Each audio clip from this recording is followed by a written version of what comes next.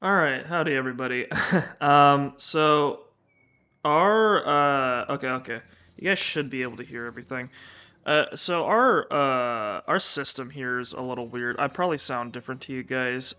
Basically, I kind of not moved, but I'm temporarily at another place because I'm visiting some family members. So I'm over at like my family's place, and as a result, I'm kind of not at my usual setup, and what that means is that I'm currently streaming to you guys from a laptop, and that also means that I don't have like the soundproofing I usually do. I'm in a pretty big room, so there might be a little bit of echo or bounce back, sound shit going on. So if I sound a little worse, that's why. It's a temporary thing. But yeah, this is kind of my situation for the next week, thereabouts until like Thursday, and then after that, I'm straight up not going to be able to stream. So what our plan is that tonight and tomorrow, and maybe the days after that, if necessary, we're going to try to do as much as we can to finish Shadows over Loathing and Pentiment. So with that in mind, I suppose we'll get started. We're I was kind of more concerned with in like previous parts with like getting with doing as much as possible, but I think right now we're gonna like prioritize getting things done. Chapter 4, Swamped. But yeah, also the game might pause once in a while because since I'm on my laptop, that also means I only have one monitor to look at. So, so there's like a bunch of shit. I can't really see myself or the chat right now, and I also have the game in windowed mode so that I can like swap off. But when I hop off the when I hop off the game, it freezes. So just keep that in mind. That might happen once in a while in case I noticed that something's in the chat, but I didn't quite get to read it. The sound, yeah, the sound should be fine. Hang on, let me boost this up a tiny bit. There we go. All right, it's a notice board. See what there is to notice. There's a poster from the local tourist bureau advertising something called Mudhenge. Apparently, it's the biggest henge in the county. Location locked Mudhenge. It might be worth a look. Is there anything else on the board? Another poster grabs your attention. Missing, Tom Chapman. Inquire at Largemouth Bass and Sons. The face of a teenage boy is circled in an attached photograph. A portrait of the boy and his elder male relatives, each holding a largemouth bass proportionate to his own height. There's a similar poster right beneath it. Missing, Kathy Tracy. Inquire at Largemouth Bass and Sons. What is going on at Largemouth Bass and Sons? I don't know, but I'll find out. Oh, make a missing poster for Charles. While you don't have a pin with which to attach a poster to the notice board, you could write Charles' name on the missing posters that are already there. Oh dear. Uh, Add and Charles Wallace to both posters. Great, perfect work. Better hoof it over to Largemouth Bass and Sons, though. I'm hoofing. Outstanding. This dirt road really becomes more of a barely functional swamp path by the end here. I like the music. All right, let's check our our sponge map. So we've got Radio Shack. We've also got Largemouth Bass and Sons and Mudhenge. Let's check out the Mudhenge. I want to see what's up. Your slog through a swamp is interrupted by an unfortunately familiar face. Oh, ho, ho, there you are, dearie. How nice to see you again, although I would have wished for a more festive setting, but I'm afraid this can't wait for the winter snow. Ah, geez, not you again. Me again? Dark Noel, at your service. You'd be doing me a service by leaving me alone. Now, don't be such a Grinch. I have presents for you. Oh, what's a Grinch? Wait, did she say presents? That's right. Hang on. Painful retribution and Yuletide curses. It was very clever of you, hiding in the Institute, all warm and cozy behind the Dean's wards, where I couldn't get to you. But now that you're near the source of our power, it's time for me to deck your halls, if you get my meaning. I'm just looking for my uncle. I don't know what you're talking about. I don't know anything about the Dean or your plans or those weird dreams or any of it. She lays a finger aside of her nose, and her eyes start to glow red and green. Swell. Fight. What in the fuck am I looking at? Okay, we've got a shadowy spider. That's pretty bad. We've got a shadowy slab. Return the slab. And we've got a shadow homunculus. So the homunculus is gonna fuck up the snake. That thing's gonna fuck up Molly Buttons. This thing's gonna fuck up me. Alright. What should these do muscle? Probably the slab. Let's clobber him. That's still really loud. 5 poison, hell yeah. Oh yeah, there's the stench, the schmell. Hang on, this thing has 5 poison, so it's not quite dead yet. Sorry. Sorry, I keep... Oh my fucking god, hang on, sorry. Okay, we're good. Let's see here. Anything of high mysticality? Just Dark Noel. Hang on. You guys want to know a fun fact? There's like a limited amount of USB slots on this computer I'm on. There's only 3, so like I'm using one for my microphone and one for my headphones, and I'm also using one to connect my phone to it. So I don't have a mouse right now. I'm using a touchpad. It's a good thing I'm not playing like Hunt Showdown or something. But yeah. We'll hit the slab some queso. There it goes. We also want to deal with the spoder.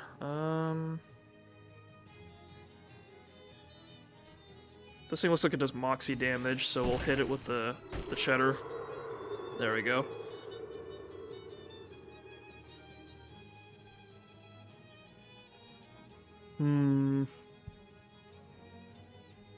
I've got 2 more AP, goddamn.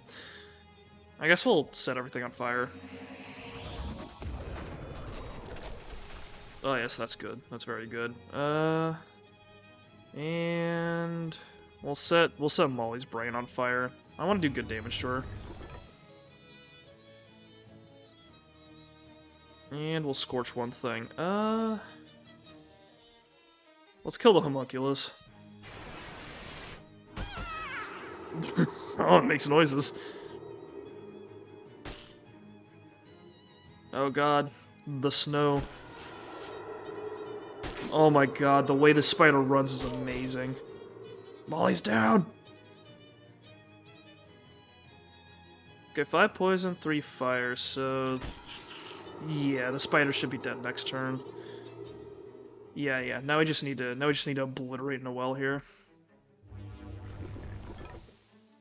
Oh, this game's a little messed up. Dark Noelle can't do what he was planning to do. That's very unfortunate.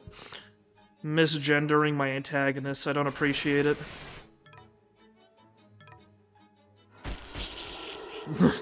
there it goes. Alright, well, Molly took one for the team, but we've done it. We killed Christmas. This is far too unjolly for my taste. Just walks off. One thing I do like about this game compared to West of Loathing is that West of Loathing didn't really have an antagonist, but this game definitely does. You won! Noelle scuttles away with it. You haven't seen the last of me, or some such cliche. I do think this is a good sign that we're getting close to the end of the game, though. The fact that we're running into the main antagonist like regularly. Ooh, a Moxus Mudbloom. I got 3 stylish gel. You collect the fashionable goo from inside the dirty petals. There's a little hole in the fence. This is a very I'll just take their word that this is mud. The little scribble that they've got and the henge things. There's some hobo code there. Hang on. A very clean booth for such a muddy henge. Welcome to Mudhenge. What is this place? Friend? It's Mudhenge. What's that? Well, it's one of the area's most popular henges. Folks travel from all over to see this mysterious mud. I've heard of Stonehenge. Is it like that? I don't see the comparison. You don't? She sighs. Look, we could talk for hours about Stonehenge. Stonehenge is big, Stonehenge is strong. I've gone over all of this. So, with respect, what I'm interested in talking about is Mudhenge, which is a formidable monument in its own right, and so much more than a first draft of Stonehenge, as they sometimes say in the magazines. What's so special about Mudhenge? Special? Well, during the swamp solstice, it's said that the needle of a compass placed upon the central altar will point to not to west, but secret west, where lies the things you need the most. That's special enough for you? When is the swamp solstice? If you're in a swamp, it's pretty much always the swamp solstice. What's Secret West? I'm no mystician, but the Secret West is the direction in which lies that thing your heart is most missing. And it's said that a compass laying on the altar of Mudhenge during the swamp solstice will point to Secret West. That was the object of the Mudhenge Chalhenge. But of course, we don't run the Chalhenge anymore. Too hard. Too many missing presumed deads. What does that mean, the thing your heart is most missing? Well, it's up to you. Up to your heart, that is. Could be a secret crush, that new job, maybe just a piece of bread. I guess you could say my heart is missing Charles right now. Charles? Is that your secret crush? Maybe you're my secret crush. Sir, I'm married. I'm looking for someone. Charles Wallace, about my height, similar build. Another missing person? Another? I don't mean to upset you. Mudhenge can be difficult. Some folks have a habit of walking into Mudhenge and never coming out. That's why we don't promote the Mudhenge Challenge anymore. That doesn't sound like a challenge. That sounds sort of like murder. But it's a very real it's that very real risk of going missing that makes Mudhenge such a popular destination for tourists. Tourists want to go missing? Oh, sure. Folks get their thrills in different ways, but in the end, we all gotta get them. Me, I like to make earrings out of live scorpions. Oh, I've been there. Yeah, you get it. So have you seen Charles? Sorry, I couldn't tell you. Folks don't always leave a name when they visit. You don't have a guest book? You used to, then one night it wandered into the Mudhenge and never came back. Alright, I'd like to visit Mudhenge. Well, and why wouldn't you? It's the best and most mysterious henge this side of the border. The mission is to me. What border? I believe it's all of them. Here. I knew you wouldn't be able to come all this way without seeing the famous Mudhenge. Here's a pamphlet that goes over just about everything we know about the history of this ancient monument. A short brochure complimentary with your admission to Mudhenge. I'll be on my way, thanks. Don't be a stranger. I guess we're completing the Challenge. I guess I have to squeeze through anyway. What does the book read? Little is known about the history of Mudhenge. Wow, I was ripped off. Hell yeah. Gotta respect a game where there's a very oh, I see. Okay.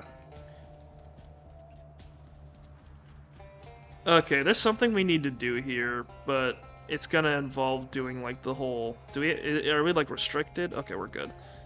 So there's something here. Oh, okay. An arcane message in a strange script. Translate it. Translated, the message on the rock reads, "Drowned Mary's crown is buried past the Hewed Tower." The Hewed Tower. Okay, so something that was cut down. I see that we're clearly going to a bunch of different places, but I'm not sure like how many. We'll figure it out. Let's just run around. According to this, there's an old boxcar nearby that the railroad company abandoned when it sank into the swamp. Sounds intriguing. Alright, we got a new spot. Is this just... I don't think this is taking me anywhere new, actually. I think it's just teleporting me back and forth in this one area. Oh, no, maybe not.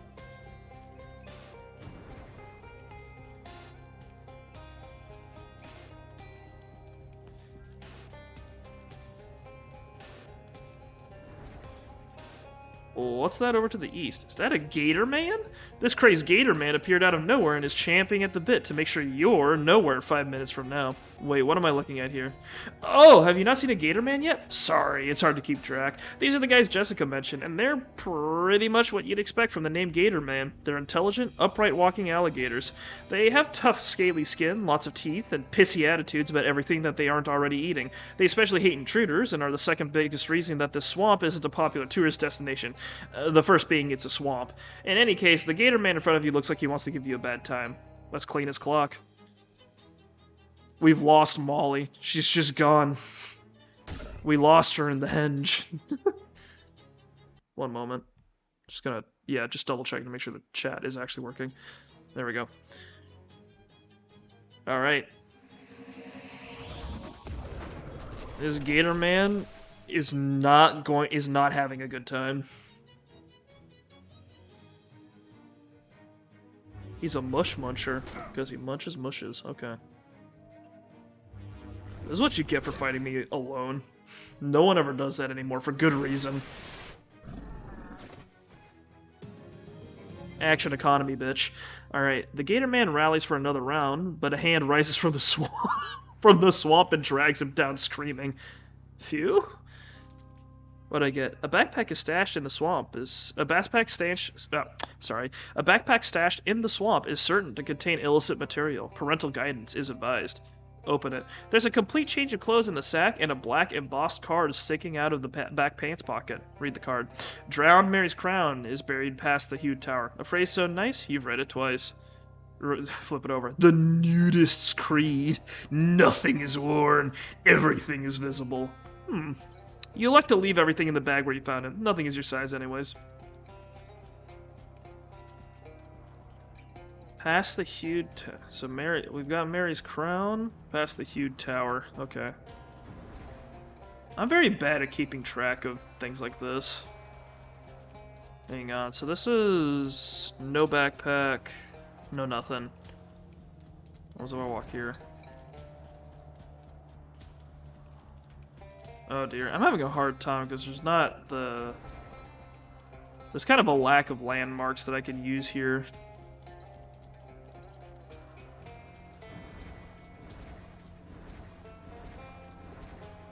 Oh dear. I saw something, but I didn't get a chance to interact with it. Hang on.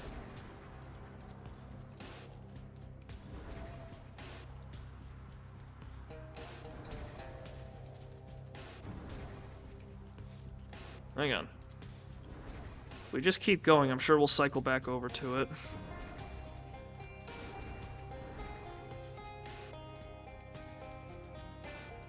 I'm quite lost. This game's tricky, I swear to God. I don't even think I can leave right now. Can I? No, I cannot. Oh dear. Oh dear, oh dear, oh dear. How do I get back? Oh. Wait! Oh no, I can't pursue! Motherfucker. Okay, okay. I'm not seeing any huge towers yet. I don't know, some of them look destroyed, but not like cut down.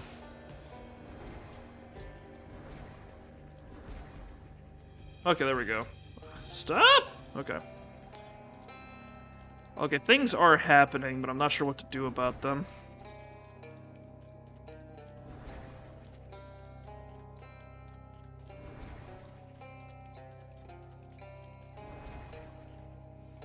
Did anything change about that pamphlet, or is this still unhelpful? Oh yeah.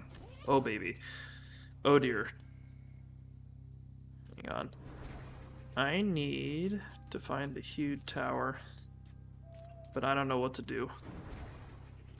There's another gate, man. Oh, hit a gate on accident. That's great. Are these all just like completely identical? They are. That's terrible. Oh my God. Hello, we've met before, haven't we? When we meet, it is not me. But behind the boxcar, do you remember, Musa? It is not much time. This to help you go where you are going. Yeah, we've got a gas can again. Is that for the bus? I don't need that anymore. I got enough gas for the bus. More than enough, actually. Sorry. I come to give help. I come from far away. I come at great personal cost. You had a good go at it. Thanks for your input. But sorry.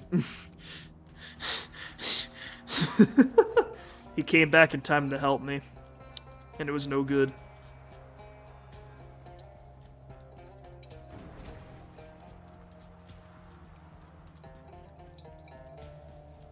Okay, nope. See if I can find that Gator Man again. Does it really matter which one of these I go through? Doesn't seem to. Drowned Mary's crown is buried past the huge tower. Oh.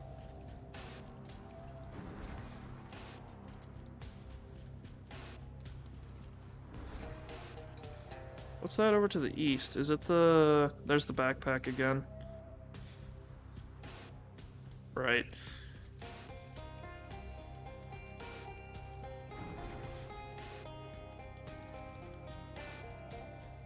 This is weird. Because I don't have a lot to go on for most of these. And they all look identical, so it's like... Yeah, even the destroyed, like, towers are kind of the same looking.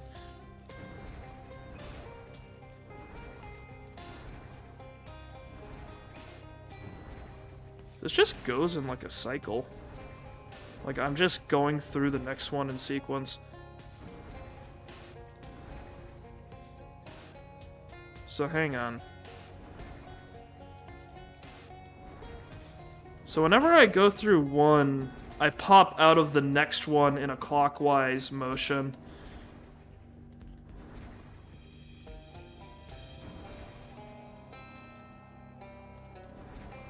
So I think that means there's like 5 zones, I guess?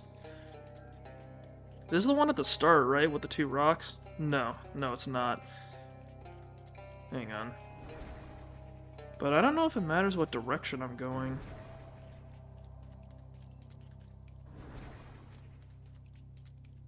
Okay, there's the Hobo Code rock. And there's no other rock this time. So we're at Hobo Code rock. We're hitting, I guess, up left. That leads us to nothing. Okay. And if we go straight right, I have no idea. There's that bearded guy again.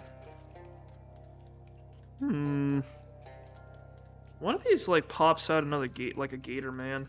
Maybe those guys are giving me hints. Like I should go through this one. Like the ones running away. I'm not sure.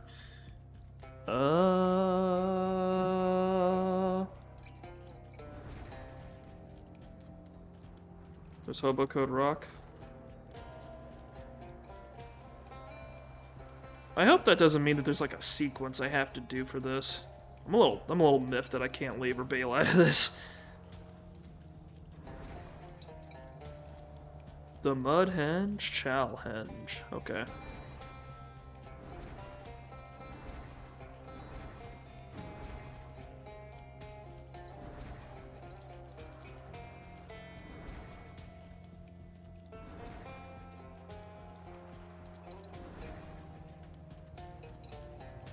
I have no idea how to navigate this because I don't really have a marker. I wish I could like put something down and then have track it that way. This is the one with the there's that one with the mysticality one. Nope, no good. Drown Mary's crown. Past the Hued Tower. Buried past the Hued Tower. Okay.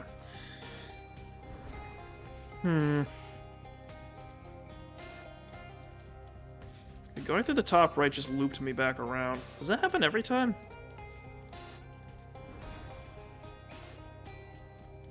Doesn't look like it. I think it's just random. Now we're on the backpack.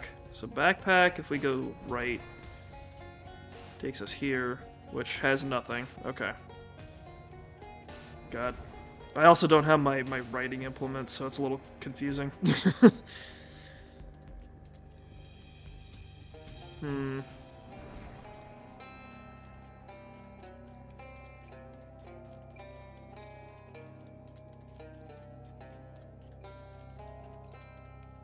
It's a shame, because that hobo rock was there, like, when we were looking past the fence, which would imply to me that this is the one closest to, like, the fencing where we could go back through, but I guess not. Wasn't expecting it to get hard stuck in a puzzle so early into today's session. Oh god, I fucking did it again. There was a thing over there and I missed it. Oh god. Okay, another gator man. What are you doing?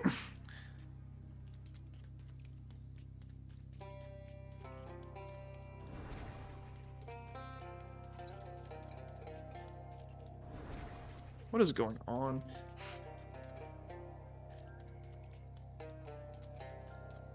I'm not getting a lot of hints here, which is really affecting my ability to do this properly. Are the plants the same too? Hang on. It kinda looks like it. Hang on.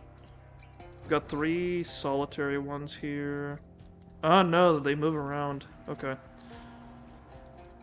Drowned Mary's crown lays past the hued tower. Hmm. Maybe the plants give a hint? Hmm.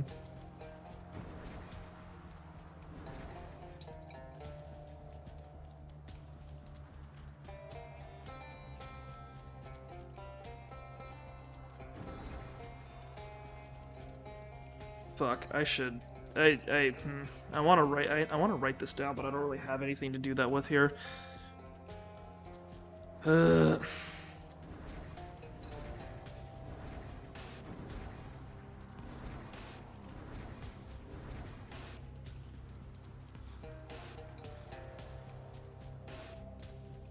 Drowned Mary's crown lays past the hued tower.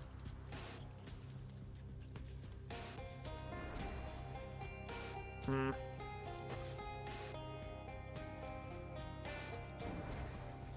I'm not seeing much here. And there's no way to go through any of these other gateways. Kind of looks like there's something like here, but no good.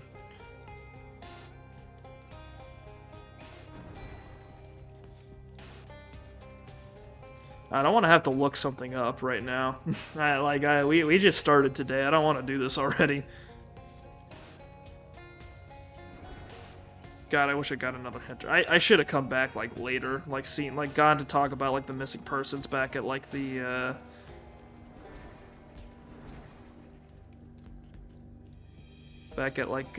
Larry's place, the fishing place, largemouth bass.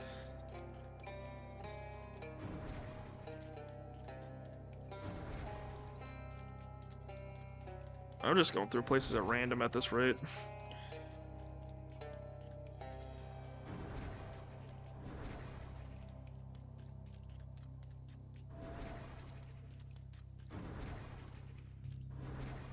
God, I wish there's a way to bail myself out of this and like reset from neutral. Oh god, this is awful. This is terrible.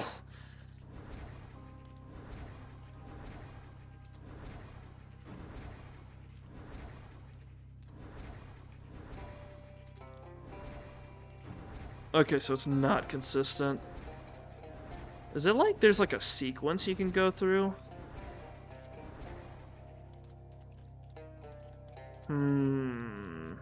Drowned Mary's crown lays past the buried past the hued tower. So would that be like drowned Mary's crown? No. So down, up, lays buried past the hued tower. I don't know.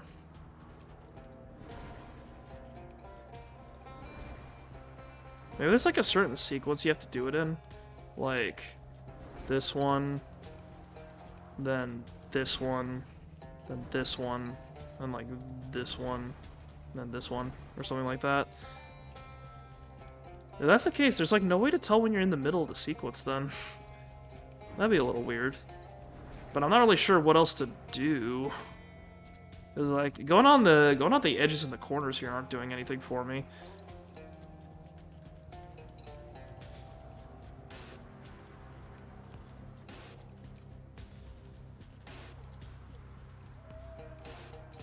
Buried past the hued. Maybe it's like this is the hued tower because this one's been knocked down, and like the others haven't been knocked down. So like, I guess like this would be the hued tower, and then it'd be buried past here. So maybe like we should just keep going through things until we see something here.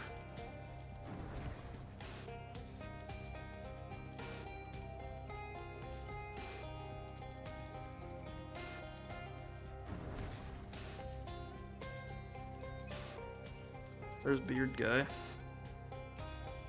Is there anything going on here? I usually don't check it out when I see a missing person. Okay, there we go.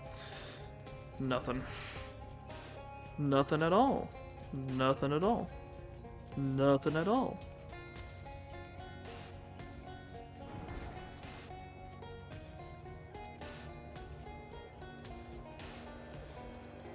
Can I just press M? Oh, I can leave. Okay, fucking okay. Yeah, sure, that makes sense. Okay. Alright. Easier solution than I expected. You notice a little cluster of foul-smelling flowers. Because of college, you know that the foul smell comes from some nasty juice inside the petals. They say education is its own reward, but sometimes gross liquid is also its own reward. Fustulent Grolsch. Alright, sunken boss card. Oh, hey, Buck, finally found you. How'd you find me, Molly? I just took a guess where you'd go, honestly. Cripes, Buck, don't go disappearing on me like that again. Aw, shucks, Molly, were you worried about me? Ah, applesauce, we're pals, ain't we? And even if we weren't, part of my job's to keep tabs on you, you know? Sorry.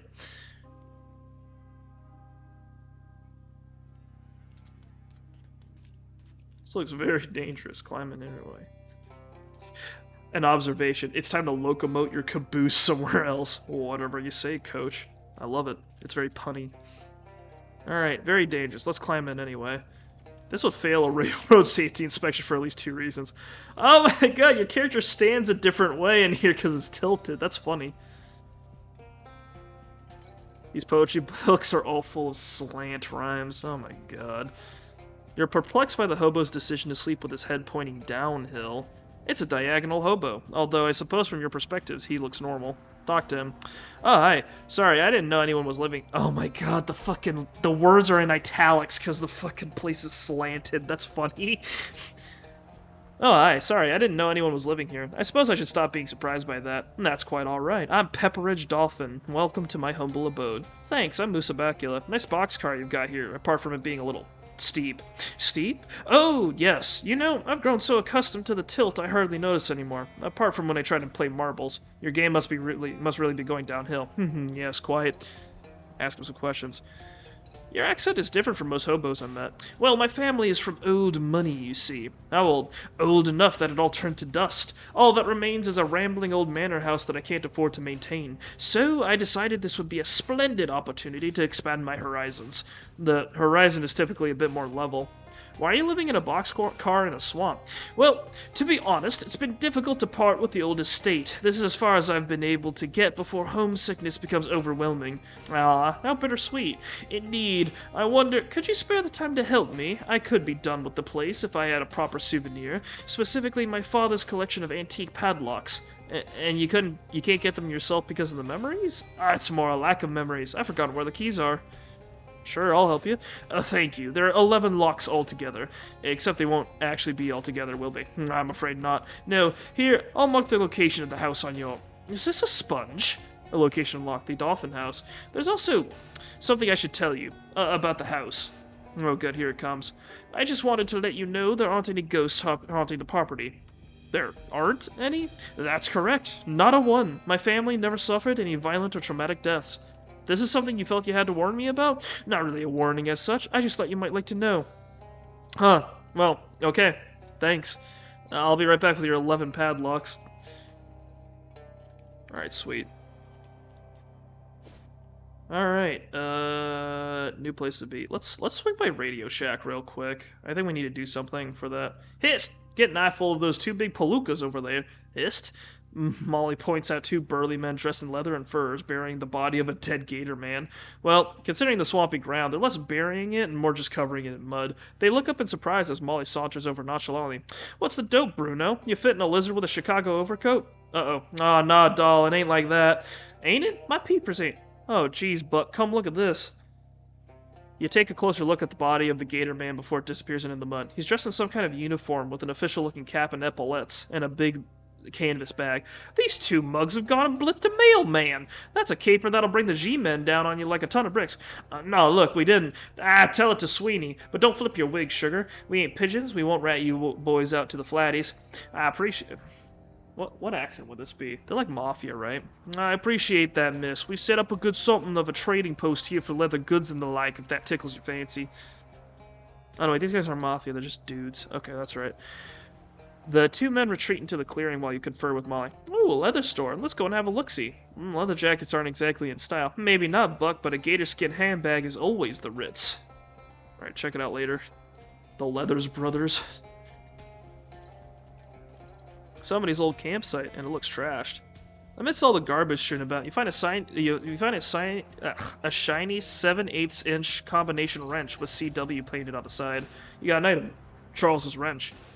Charles dropped the 7/8 inch combination wrench as a clue to help you find them. Return it to Charles when you find him. That's strange. Obviously this belongs to Charles, but he doesn't seem like the kind of guy who'd lose one of his tools carelessly, nor the kind of guy who'd leave trash around his campsite. You look around more carefully and discover weird tracks in the mud. Big, clawed bipedal tracks. Maybe gatorman tracks? And there's a spot where some kind of scuffle clearly happened. Oh, jeez. Well, that tears it. Charles Wallace must have gotten kidnapped by gatormen. Maybe he dropped the wrench on purpose to attract your attention. Hopefully you can find him soon. Okay, hang on. Let's just review our to-do list real quick. Okay, keep looking for Charles. Rufus wants you to plug his transmitter into the console at the WGCR's repeater station, Radio Shack. Investigate. This isn't happening. Dolphin wants you to retrieve his father's 11 padlocks.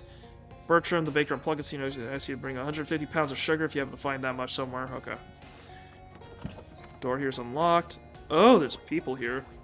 There are a couple of pieces of tape stuck to one of the bricks here. Remove the tape. Swamp water has leaked in through this hole and wetted the floor. Oh well, the days when these were your good shoes are already long past. There's some guys hanging out here looking stoic and cool, and also a gator man with more than the usual allotment of teeth. Approach them. Hi, who are you guys? We are radio technicians. Why are you standing here in the dark? Why not? It is radio. There is nothing to see. Well, you got me there. That machinery looks weird. Are you speaking of the battery units that appear to be powered by outer space, or some form of negative energy, or something like that? Yeah, that's strange, right? They are not standard issue, it is true. So what? I cannot tell you any more about them. Aw. So what's this stuff for? Always with the questions. Sorry, I have a curious nature. I will not reveal to you our employer's plans. Their plans to use this equipment to broadcast her voice across this country once she has assumed full control of the government. Aw, please? No! Stop asking. Shucks. Alright, guess we're fighting. Turned Gator Man. Vampire Colonel and a Vampire Flesh Thief. Alright. The Gator Man does physical. This guy intends to smack Turned Gator Man, increasing all of his stats by 8. Ooh. Okay. Flesh Thief intends to steal Musa Bacula's hand, having all their stats. Oh shit. Okay. We'll smack the Gator Man.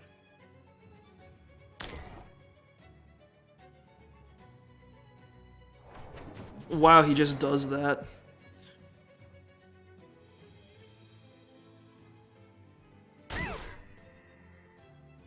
Okay, wow, okay. Your hand except horrible. Your hand except horrible tends to smack Serpent for the snake for 15 damage. Why would you make my hand do that? It's terrible. Yeah, let's kill this guy. I'm a little mad that he's done this to my hand. Why is his voice so high?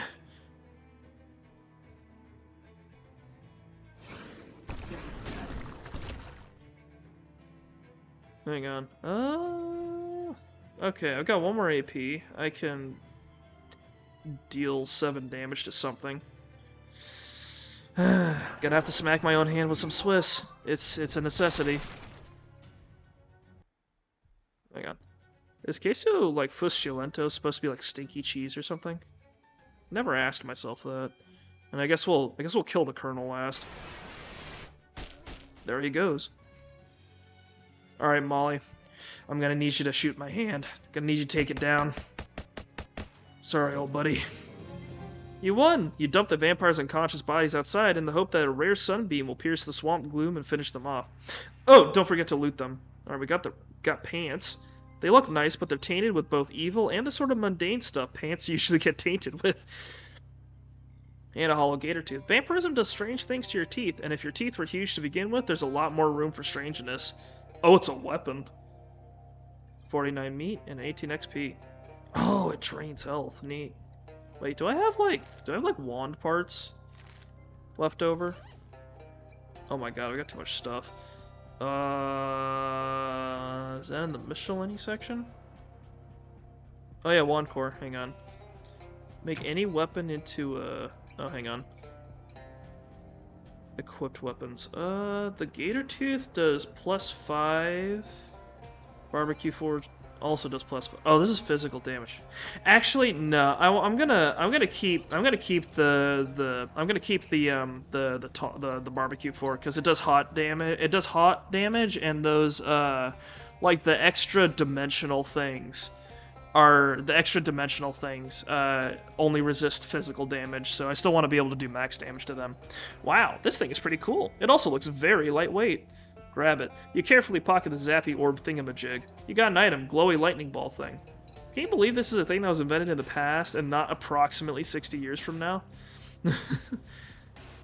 Dig through it. Hey, whoever used to work here left the jewelry behind. Yeah, I guess that's one of those plasma balls where if you put your hand on it, like the little lightning bolt goes from the center to your fingers. I used to have one of those. You dump out the jewelry box's contents, which are so exciting that you forgot to keep the box itself. Amethyst earrings, 3 HP per round. Porcoise earrings. Wait, are all the gems like pork based? 2 gems dragged from the earth of the old world on silver posts mined from the depths of the new. It's like the jewelry equivalent to pizza. These beautiful but ostentatious earrings make it so that the rest of your body wants to keep up with the Joneses, who in this context are your ears, Margaret and William Jones. Okay. And a ring of universal healthcare, forged by socialist dwarves in the heart of an employee-owned mountain. Medical Manchego heals your entire party, holy shit. That's useful. What about this one? Porcoise torque. This type of necklace is called a torque because it stays on your neck due to torque rather than any kind of clasp or hook or whatever. Neat. Old engagement ring. An old diamond ring from a prior engagement. Just sell it. And an anaerobic ring. Right now, this ring prevents oxidation in its immediate vicinity. In the future, it will also prevent exercise. Neat. Ooh, there's a bathroom. Flush that shit. Woo! It isn't important to look good if you're on the radio, so the sink has a first aid kit instead of a mirror. What's in there? Got a gauze pad. And Burtworth's finest tooth wax. It's a whole ball of prescription strength tooth wax. The radio people were probably saving this stuff in case anyone ever invents video and they have to go to war. Okay. Apparently this machine is powered by evil, or at least weird. You don't know what this console does, but if it's any consolation, nobody really expects you to. Hook up Rufus's gadget. You plug in Rufus's gadget, and the console starts emitting a different series of beeps than it was emitting before. Useful. That's all done. Alright, largemouth bass and sons. You find an interesting looking rock, half buried in the muck. Leave it to its damp fate. That's all I can do. I'm not strong enough to save it.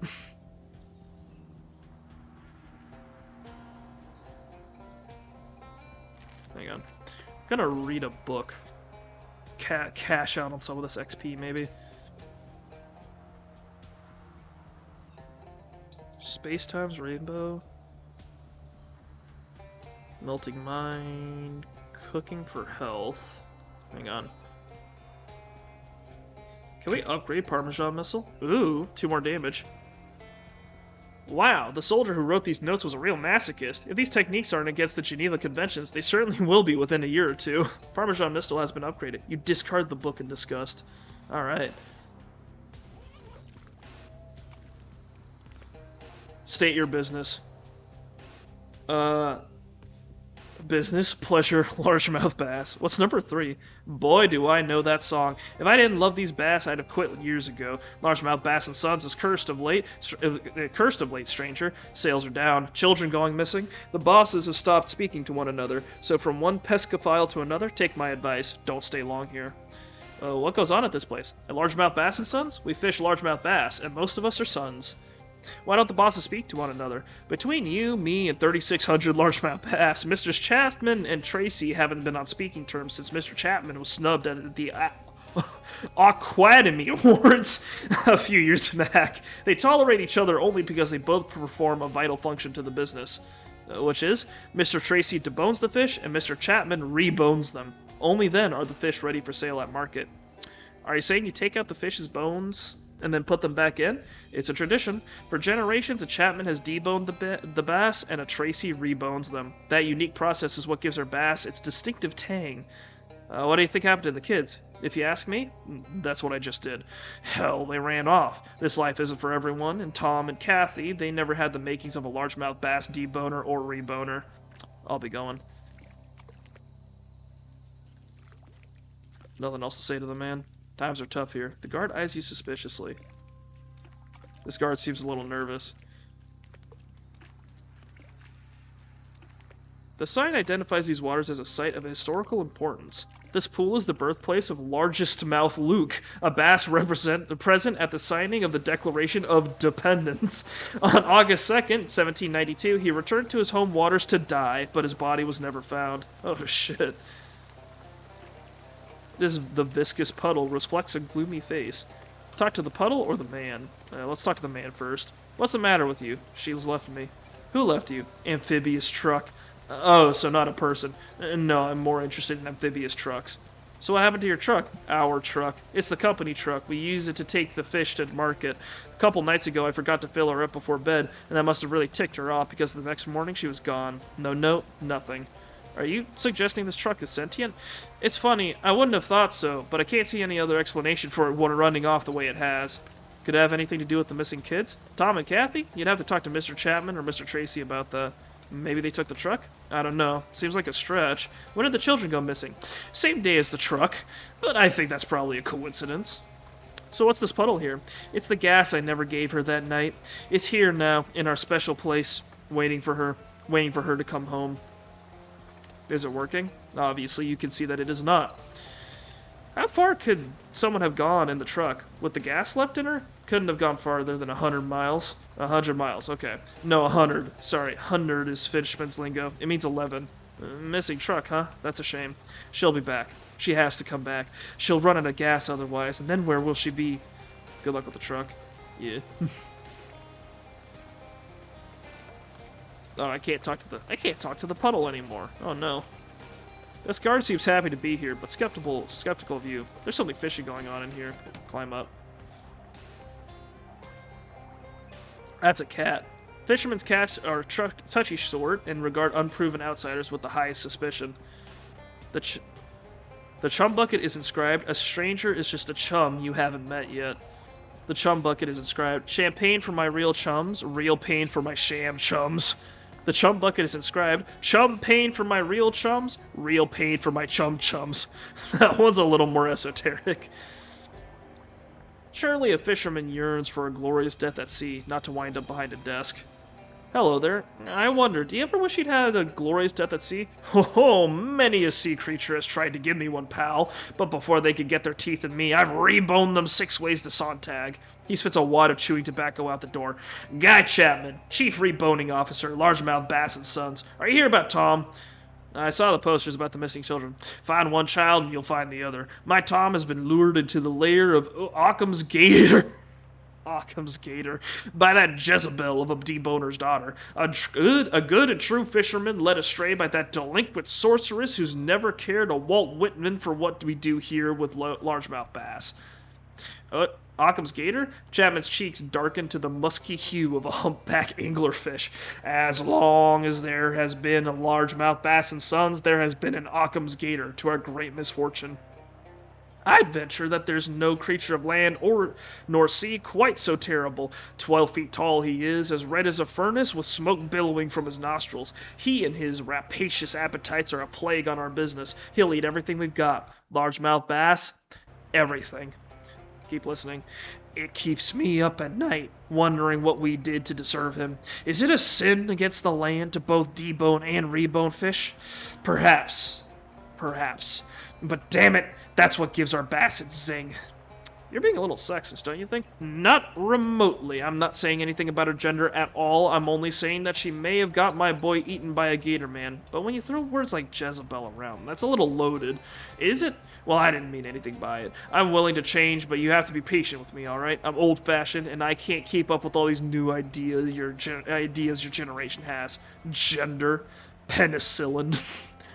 How's Kathy responsible? Well, the arrogance of youth. Kathy Tracy never thought she had anything to fear from Occam's gator. She didn't respect him. Several times I caught her attempting to summon the beast by shouting his name 3 times in a mirror or directly into the mouth of a bass. It was always going to end with her in Occam's belly. I just didn't think my Tom would be fool enough to go with it. Do you think Tom could run away on his own? Absolutely not. Tom's a 3rd-generation bass boy, proud and true. Why, just last month he said, I'm excited about Sorry, yawning. I'm excited about my future in reboning largemouth bass, Dad. Does that sound like the words of a boy with one foot out the door? No, there's a simpler explanation. The siren song of Kathy Tracy, who lures good men into the bellies of gators. Is there a finder's fee? 200 meat for starters, and my mother's fishing rod for the entree. On one condition, I don't want you looking for Kathy on Tracy's dime. It's Tom that needs saving, and he needs saving from her. So that's the condition. Oh, and you also need to find Tom. So that's 2 conditions. Is it a special fishing rod? It is, and I'll tell you why. It has never caught a fish. Oh, that sounds worse than a normal fishing rod. It has never caught a fish. Always catches 2. Don't know how it works, don't want to know how it works. We just thank Poseidon for the bounty. Let me think about it. Thinking? There's no time for thinking, man. While Tom's still missing, we don't live in a puzzle book. I'm looking for someone myself. Charles Wallace? I know the name. Some fool wrote it on the missing poster I had up for Tom. I've been wondering who or what he is. Is he a fish? No. Then I'm not the person to ask. I'm a fisherman, friend. My bag is fish. You're looking for a human? You want to be asking some sort of human fisherman. You are a human fisherman. His expression turned sour. Now that you poked a hole in his premise, he has lost interest in the conversation. Okay, I don't know who your friend is, alright? What do you do here? I'm the chief reboning officer here at Largemouth Bass & Sons, like my father was before me, and etc. It's a wonderful life, a good family life. Alright, be seeing you. Do we have to, like, make a choice here? An arbitrary choice? The water gets much deeper here. Hang on. I like how this is all, like, water, or this is supposed to be all water, but there's no difference between, like, the drawn texture on the ground here and over here, so, like, we're running on water right now, but it's kind of hard to tell.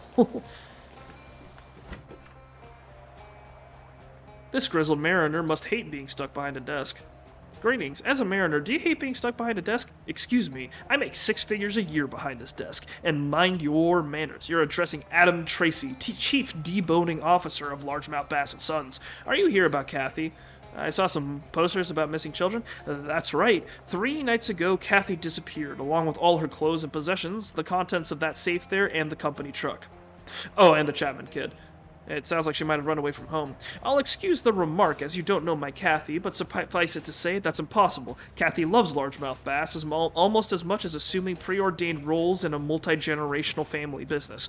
No, Kathy would not simply leave home. There's a much simpler explanation. Occam's gator. Occam's gator? A monstrous gator man, centuries old, 10 feet tall if he's an inch, with scales as blue as the deepest ocean. He has 2 tails as sharp as razors, and he's not afraid to shave you. His appetites are insatiable. He'll strike at night and gobble up our fish, guns, tax returns, whatever. And now, I fear, my Kathy. Keep listening. I don't know what we did to provoke his ire, but that beast has bullied and bothered our business since my grandfather was in toddler pants. I sometimes think the swamp itself has summoned him up to be our tormentor. You think Occam's gator ate Kathy? You have to understand, for decades, Occam's gator has been the sole author of this business's misfortune. Could he eat a child? Absolutely. That's his M.O., or monstrous operandi. If Occam's ate Kathy, aren't we too late? Not necessarily. Occam's only handicap is his glacially slow digestion. Go ask Sylvester, a guard of ours. He was swallowed up by Occam's, but by stripping off in his belly and greasing his body in Occam's own fat, he was able to slither up and out of Occam's jaws while the great beast slept. Okay, where can I find Sylvester? I don't know. We had to terminate him for attempting to unionize. Okay. Occam's gator sounds made up. There is nothing made up about a giant blue gator man who eats guns. One of our guards actually saw Occam's, even took a shot at him, but conventional weapons have no effect. Are you saying you haven't seen Occam's gator? I've seen the destruction he's wrought. I've certainly seen that. My friend Charles is missing. Could Occam's have taken him too? Charles? Hold on, that was the name written on Kathy's poster at the bus stop. A nasty piece of vandalism for which I do not doubt Occam's gator is responsible. Is there a finder's fee if I find her? 300 meat and my grandfather's fishing rod. But I'm running the show, alright? Not Chapman. I know he's got a missing boy too, but you just can't involve a reboner in an operation like this. They're far too emotional. If you're dealing with me, you keep him out of it. Well, what's so special about this fishing rod? What's special about it? It can catch things that your scientists would say are impossible to find in water. How about that? So it doesn't catch fish? Yes, fish, but also impossible things. Well, this guy's offering more money, so that's a deal. Good. Now, Peter, our guard by the front gate, was the last to see Occam's gator in the sickening flesh. Peter chased him off our property to a revolting little hamlet, but dared not enter himself. I'll mark it on your map. I'm convinced that's where you'll find Occam's, and inside Occam's, Cathy. Later location unlocked, Gatorman Hamlet. Now bring her home. Do you hear me? What do you do here? As I've said, I'm the chief deboning officer here. My team and I deboned the largemouth bass, after which it is passed over to my colleague across the way for reboning. I'll be on my way. You're not close enough to read this. I absolutely am. Aquatomy of fresh and saltwater game fish. Certificate of nomination for award. Be it known that Adam Tracy was nominated for an Aquatomy Award of Merit for Outstanding Achievement. Best Deboning Bass. Looking for something? What's back here? Crew quarters off limits. You live here? Where the fish live, we live. I see. Well, hang on. Only the Tracy family is allowed in the private quarters. You'll need to find another entrance or think about marrying him. Can I marry this man? He looks single. Empty to magnify the misfortune of my stolen daughter. Any idea who did this? I can't prove it. Yes, but I'll be damned if Occam's gator did not have his claws in this. When did this happen? 3 nights ago. I'm still in shock. I can't even muster the strength to close the safe. I can do that for you. It's not hard. Would you? Sure. It's closed. Bless you. It's a mess through there. Oh, I don't mind. I don't mean it's messy. I'm saying that's the room where we have meals. It's that type of mess. I thought they only really used that term in the armed forces. You don't consider fishing to be part of the armed forces? What do you think we use to hold the rods? I don't know, your legs. Don't be dense. The public is welcome to visit the Tracy family's mess hall if they'll pardon the mess. There's a bass thawing in the sink and each of the drawers.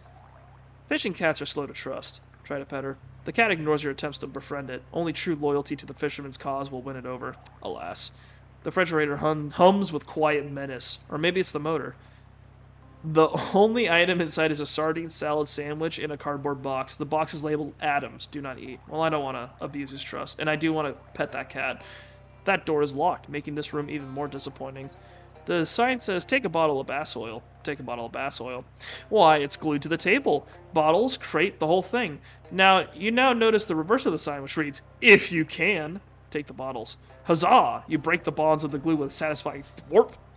Got a crate of bass oil. From Largemouth Bass and Sons, a crate of largemouth bass oil and Sons. Take it to the speakeasy. The speakeasy?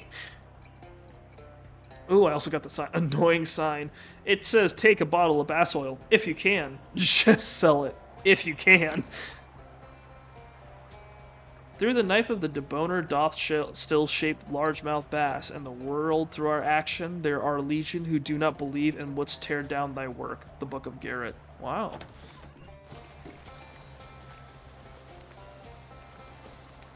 Alright, so we've got a new destination for our next thing. I don't know what's going on with Mudhenge, but we're saving that for when I've got more answers. Distant frog sounds become less distant frog sounds as you find yourself very close to a lot of frogs. Stop and hang out with them. Hang on. I need to see them frogs. Yep. Those are frogs. Have you guys talk? I guess not. There's a ribbit.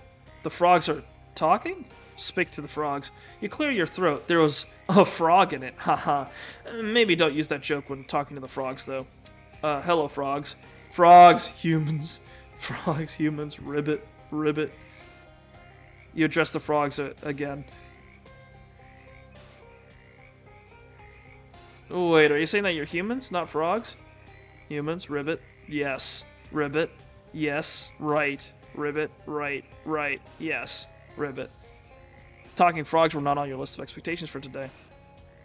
You think about what it would be like to be trapped in a frog's body. After a few seconds, you stop thinking about it, because you don't like thinking about things that fill you with harrowing existential angst. How did this happen? Statue, statue, cave, cave, cave, curse, God, ancient quarry, curse, God, curse, God, query, statue. You struggle to make sense of the cacophony. It's kind of hard to understand you with everybody talking all at once. Should you all stop talking except for one frog? Frogs, mind, all, single, share, single, all. They share one mind. All frogs share a single mind. Wow, that's incredible. This changes, Actually, you can't think of any significant consequences of what you just learned. You try to remember the last time you interacted with a specific frog as an individual, and it was, uh-oh, that biology class. Probably best not to bring that up. Well, what's that like for you? Awful. Hate it. Hate it. Awful. Gross. Worst. Sucks. Those are some pretty bad reviews. Is there some way I can help you? One of the larger frogs hops up to you and coughs loudly. A shiny green object flies out of its mouth and sinks into the water. You roll up your sleeve and plunge your hand into the nasty water. Your fingers find a hard object, which turns out to be, wow, shiny. A gleaming emerald. This is the most beautiful thing a frog has ever barfed at you. You turn back to the frog. What should I do with this? A second frog approaches and belches up a soggy piece of paper. You just look at it instead of touching it with your hand. It appears to be a shipping label from a nearby quarry. Location unlocked. Haim quarry. Careful. Good. Good. Ribbit. Good. Careful. Luck. Luck. Careful. Okay, be careful. Good luck. Got it. Well, I do want to check out this quarry. As you're on the way to the quarry those talking frogs wanted you to go to, you stop to consider how strange the situation you've gotten yourself into is. You're startled out of your reverie by the smell of smoke. You stumbled upon a recently abandoned campsite. Maybe there's a clue towards where Charles went, and I have to go look at it. Okay. Another one of those Gator Man campsites. Maybe the ones who kidnapped Charles came this way? This campsite is similar to the previous one. A lot of Gatorman tracks and a lot of discarded trash. These Gatormen sure are slobs. You also find a 15/16 combination wrench labeled CW. Looks like you're on the right track, at least. Got Charles's other wrench. Okay. Nothing new, I guess. Swamp gas clouds the sky. The heavens alight with strange new constellations, unlike any you've seen before. That's a nice and all way of place to be. Oh no, I don't have enough mysticality. Should probably do something about that. Dude, what effects do I have on? Can I check? Hang on. What's going on with me? Confused and angry from potions, so that's 1 muscle. Sweet infinity from food, 4 magical weapon, warm hands, 3 cold armor. Rufus's fish. I should rub that off. I have had that on this whole time. Hang on, where's that Hank? Where's that thing? That thing, the Rufus's special rag. There we go. You carefully wipe Rufus's nasty fish goo off of all your clothes and skin. You lose an effect. Much better. Alright, cool. Okay, so we've got... So a potion's giving us 1 to maximum AP, which is very nice. Our food's giving us magical weapon attacks, so that's also nice. This guy seems a bit... talk to him. Hi there, Ribbit. This might seem like a strange question, but do you know anything about a curse? Ribbit. Your attitude says no, but your everything else says yes. Ribbit. Foreman. There's a note on the door. Drive efficiently. Excess gas use will be deducted from your paycheck. MGMT. Foreman, mess hall, bunk. There's another Ribbit guy. This is either a guy who thinks he's a frog, or the soul of a frog trapped in the body of a guy, or a really good method actor rehearsing for Toad of Toad Hall. Hi, excuse me? Ribbit. Have you seen any cursed frog idols around? He sticks his tongue out as a fly buzzes past and seems confused and disappointed by its length. Oh boy, okay, good luck. Hi. If I asked if you were a frog trapped in a man's body, would you have any way to answer that question that I would be able to understand? Ribbit. I guess I don't know what I was expecting. Okay, there's a cave, and there's a bunch of... Let's check out the houses first. If there's a statue, we're going to be careful about it. A painting of a safe. Is that meant to be reverse psychology? Look behind it. You push the painting aside and find, surprise, a safe. Unfortunately, it's a key-type safe, and you don't have the key. Not that a combination lock would have been much better, but you could have twiddled the dial and hoped to get lucky. Your assumption was correct. It's a bookshelf full of books. It's all books on management, with titles like Shaking the Invisible Hand, You Deserve More, and How to Get Blood Out of the Turnips You Hire. What? The remains of a fancy meal with fancy condiments. This man doesn't look very happy to be a frog. Or the other way around, or whatever. Hi there, Ribbit. Nice suit. You look like a fancy guy. Ribbit. I guess you basically won the frog lottery, huh? It's the foreman's desk, presumably. You find a key labeled Mess and a gun labeled Bess in 2 different drawers. You got an item, Hame Quarry Mess Hall Key. This is all that stands between a quarryman and his dinner. And then Bess. This was both the foreman's gun and his wife. My man, incredible. There's some papers and stuff, but none of it seems significant to you. Personnel files for everybody who works at or has ever worked at this quarry. Check them out. You give the files a quick riffle through. They tend to be very thin, people who are hired and then quit real fast. There's only a handful of current records, and they aren't very interesting. Okay. This hat track is dressed like a cowboy. Take the hat. You end the hat track's childish game. Intimidating Stetson. When you see a guy wearing a hat like this, you think to yourself, this guy has a good sense of style and is probably about to punch me for no reason. Well, that's what I aspire to represent. Oh, hell yeah. You see that shit? Ooh. I'm looking snazzy. What'd I lose from the 5 armor, 5 HP, and spooky armor? Okay, that's not too bad. Let's put some tentacle skin on that. There we go. It's a little scarier. I like that.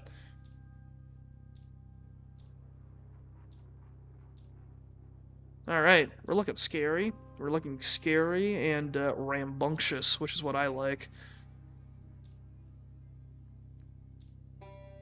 Current accessory gives +1 to mysticality, which I'm inclined to keep.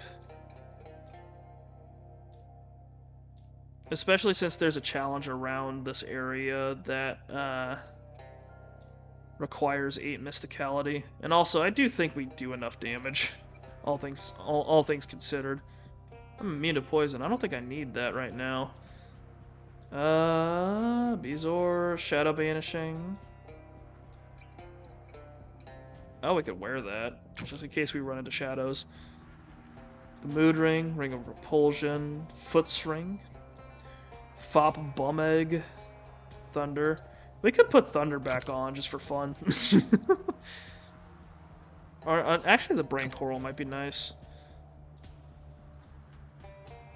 Yeah.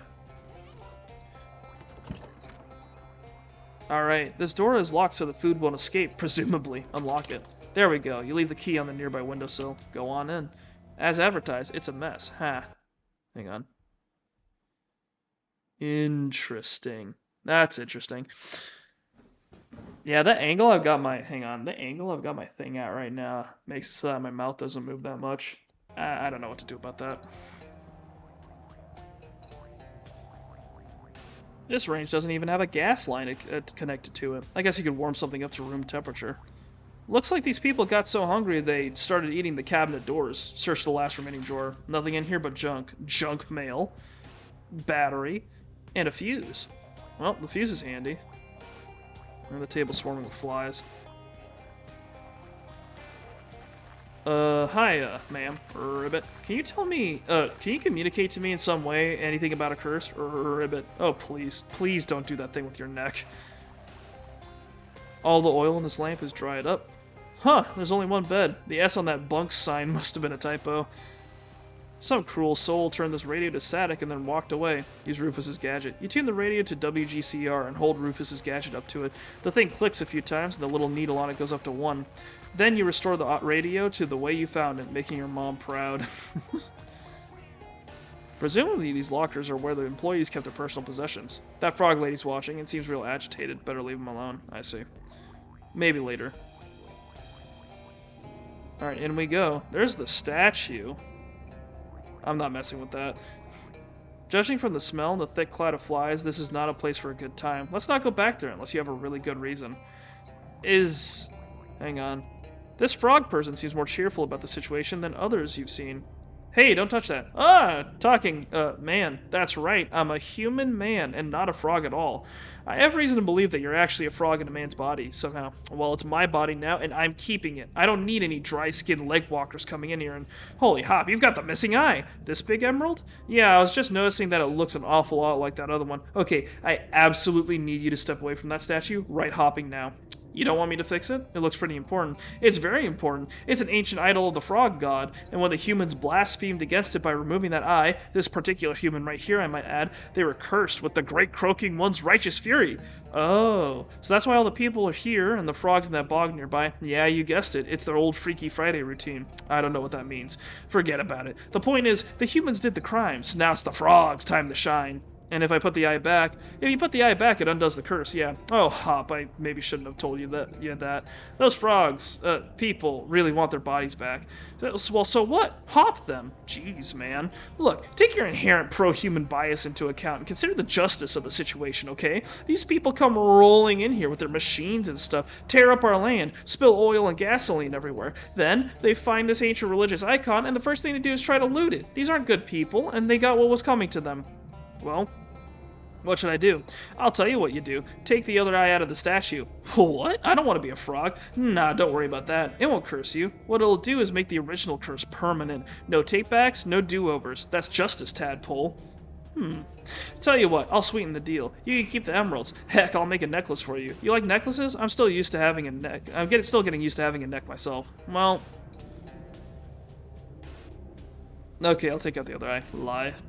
Great, go ahead and help yourself. This'll be a real weight off my shoulders, you know? And I ain't never even had shoulders before. Alright.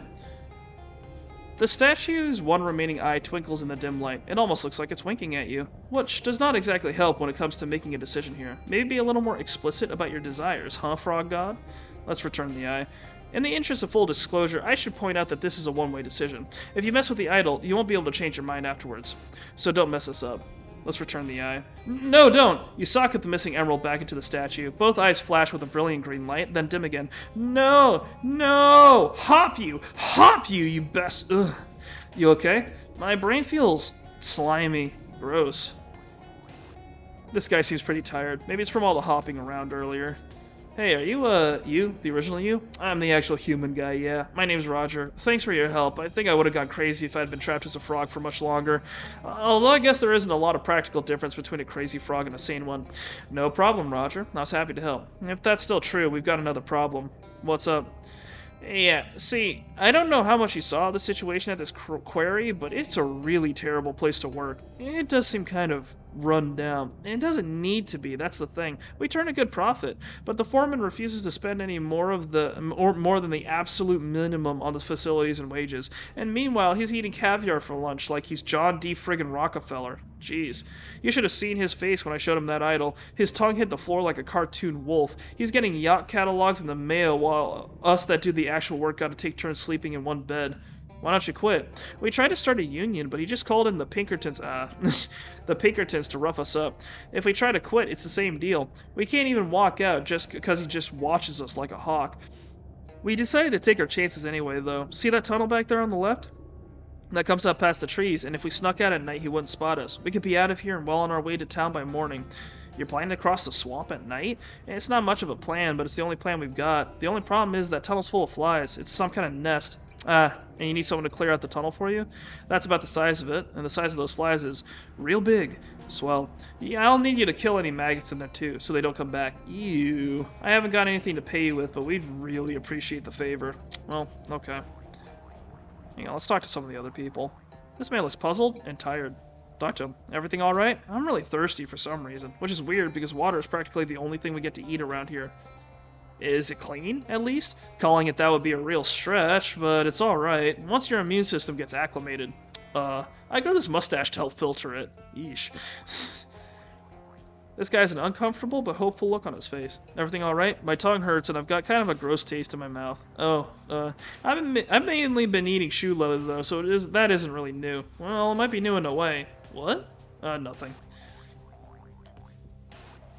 This lady appears anxious and tired. Everything okay? I don't like to complain, but I'm so tired. When I took this job as an office assistant, I never imagined I'd be in charge of all the cleaning and maintenance around the camp as well, and there's so much, and I'm only one person. Oh, geez, that's rough.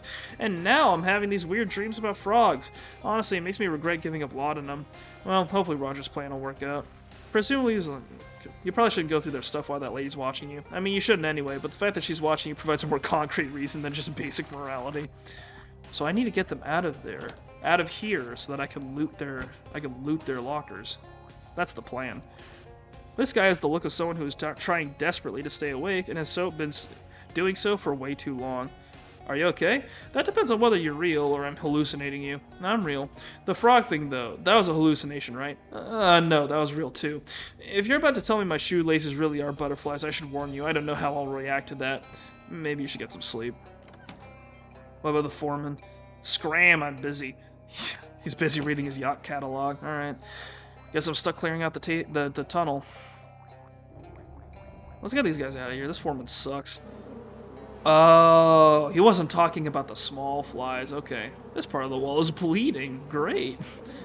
Those flies are large and aggressive. That's 2 understatements for the price of 1. This is terrible. Alright, these things all work off of Moxie, looks like, and they're all the same. Wow, the fly buzzing sound effect is just completely overtaking the music. That's kind of impressive.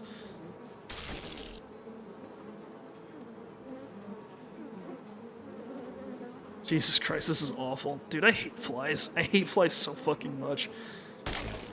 Stench. Hang on. Do I have any, like, reusable, like, screen clearing things? Maybe deal 5 sleaze damage to all enemies. That's what a grease bomb's for. Yeah, sure, why not? Okay, that's a little better. Maybe splatter some of them. Abraca Swiss. One more time. Hocus Camembert Tocus. Okay, cool. Easy. Now we can kill this last one. God, dude, I hate this. This is terrible. You won. No unusually large flies on you. Jesus fucking Christ, what is this? A giant pile of squirming maggots. Also a squirming pile of giant maggots. Destroy the horrible things. You're going to have to stomp them and squelch them, basically individually. It's going to be super disgusting. Would you like to read a full description of that, or shall we just move on? You know what? I like pain. Let's do it. Well, I don't like pain, but I do like I like brain. I like brain pain. I like psychic damage. Just to be clear, there is no bonus item or achievement or other special reward for reading the gross version, and it's going to be as long as I can stand to make it. Hit me with your best saw. Okay, crick crack is the sound of me cracking my knuckles. You pick up one of the maggots. It's about the size and shape of a medium to large sweet potato, or yam, depending on where you're from, but instead of brownish orange, it's a sickly white color, ridged like an earthworm, both fleshy and rubbery, and covered in clear sticky mucus. It wriggles and pulses in your hand. You drop it on the ground and stomp on it. It bursts with a pop squelch sort of sound, spraying lumps of that pallid white flesh and a thin greenish yellow juice in a circle around the point of impact. When you lift your foot again, it sticks to the floor and makes a slurp sound as you peel the sole of your shoe away. Keep going. You pick up 2 more maggots. They wiggle in your hands as though they can sense what is happening. The mucus covering them in your hands now has the texture and viscosity of slightly thinned down rubber cement. It glistens in the dim light and makes strands and webs between your fingers as you open and close your hands. You drop the 2 maggots on the ground and stomp on them, 1 foot each. Splort splack. The spray looks like lumps of old mayonnaise mixed with the juice from an expired camping glow stick. The added liquid is making the floor slimy instead of sticky now, and you have to move more carefully to keep your footing. You approach the pile again. You pick up another maggot. It sticks to your hand, and as it rises, you can feel the glue-like mucus pulling softly at your skin. The fluids pumping around inside make it pulse faintly, like a slowly beating heart. You squeeze it, gently at first, then harder. It has the rubbery resistance of a half-filled water balloon. Imagine a white balloon partially filled with warm green milk, and that's how it would feel to squeeze that in your fist. There's a thin, high-pitched squealing sound as it bulges at the ends, and then bursts, spraying you with, by appearances, rancid cottage cheese and antifreeze. That's when you start to notice the smell. Keep going. No, this is a true story. Once, when I was in junior high school, I tripped and skinned my left elbow on the sidewalk, a patch of bleeding road rash a little larger than a quarter. I washed it off and put a bandage over it and forgot about it. Until a few days later when I noticed the smell, because my classmates sitting near me had noticed the smell and wondered aloud where it was coming from. My injury had become infected, the bandage was soaked with pus. The smell is immediately identifiable, but if you've never smelled it, it smells a lot like rotting apples, about the time they're completely brown and soft and have started to leak and collapse under their own weight. Close your eyes and take a deep breath through your nose and imagine that smell filling your sinuses, except with an undertone of sour milk. That's what you're smelling now. Keep going. You pick up a maggot in each hand and squeeze them. They thrash in your hands and squeal, a thin, high-pitched noise like a pinhole in an air mattress. You close your eyes as they burst, and warm, clotted innards splatter against your face, then ooze down. Why am I doing it like this? I can't just stomp on all of them? Ooze down and trip onto your shirt. You might expect their insides to be cold, as insects are cold-blooded, but in fact, maggots generate a fair amount of heat through metabolism and muscular contraction. In terms of texture, it's like being splatted in the face with a bowl of warm bolognese sauce, or perhaps more accurately, if someone projectile vomited onto your face after eating a bowl of warm bolognese sauce. The smell of rotting fruit and sour milk is thick in the air now. Some of the juice got into your mouth. I don't really have a point of comparison for the taste, but I imagine it tastes the same as it smells. A little more acrid, maybe? Keep going. Killing the maggots in ones and twos is clearly going to take too long, so you jump as high as you can and stomp heavily into the pile with both feet. The sound it makes is sort of a thwack splat all at the same time, and you're up to your waist in thrashing, white, mucus-coated grubs. You lift a foot, but lose your balance and fall backwards into the pile. Imagine falling backwards into a ball pit filled with overripe tomatoes and long expired milk, except the tomatoes are alive and crawling on you, and now they've covered you. They're everywhere. You roll around, crushing the squirming maggots beneath you, feeling each distinct burst as the rubbery grubs pop under your weight and spray more yellow-green bile and lumps of white grizzle into the growing pool of sweet and sour-smelling slime. Eventually you stop, out of breath but not wanting to breathe. It doesn't matter because the putrid glop has gotten up your nose and in your mouth and down your throat regardless of your desires. You might guess that you had become accustomed to the smell by now, but no. You still smell it, and you will never stop smelling that rotten fruit stench for the rest of your life. You're lying in a pool of chunky maggot stew, covered in the pulp of hundreds of burst grubs, your clothes soaked entirely through to the skin with mucus and stinking green juice, every crevice filled with pallid white curds. You are the ungodly avatar of putrescence and filth upon this miserable earth. Anyway, thanks for reading. Hope you enjoyed it. You gained 35 XP and a giant maggot. It's a hat. Looks like you missed one. It seems like it really enjoys riding around on your head, though, so you haven't got the heart to kill it. Yay. Oh, it's pulsating. Dang, can we put the hat back on? There we go. It's a back way out of the cave. And that's how you leave. Okay. There still looks like there's a lot of flies here, but whatever. Hi, how's it? Oh my god, don't come any closer. What are you covered in? Oh, this maggot guts.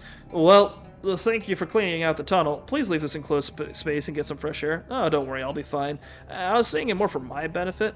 Good luck with your escape plan. Hi again. Oh geez, what's wrong? Did you forget that you're covered in maggot guts? Because you're still covered in maggot guts. Nobody else has mentioned it. They're probably all too polite.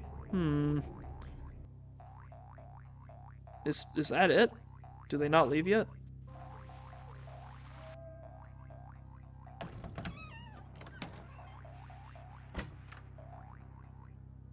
I guess that's it. Okay. Let's leave, I guess.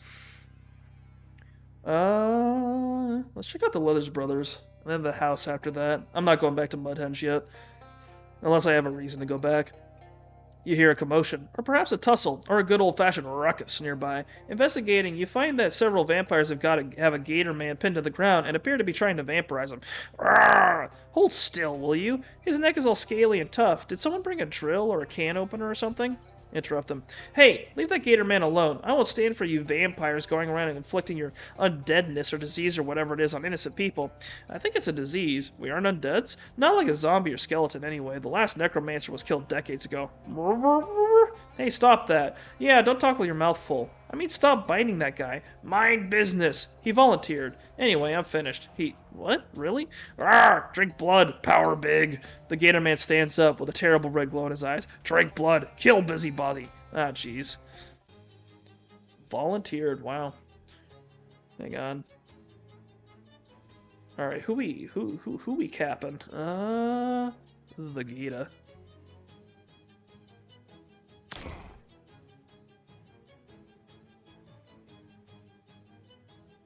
5 poisson.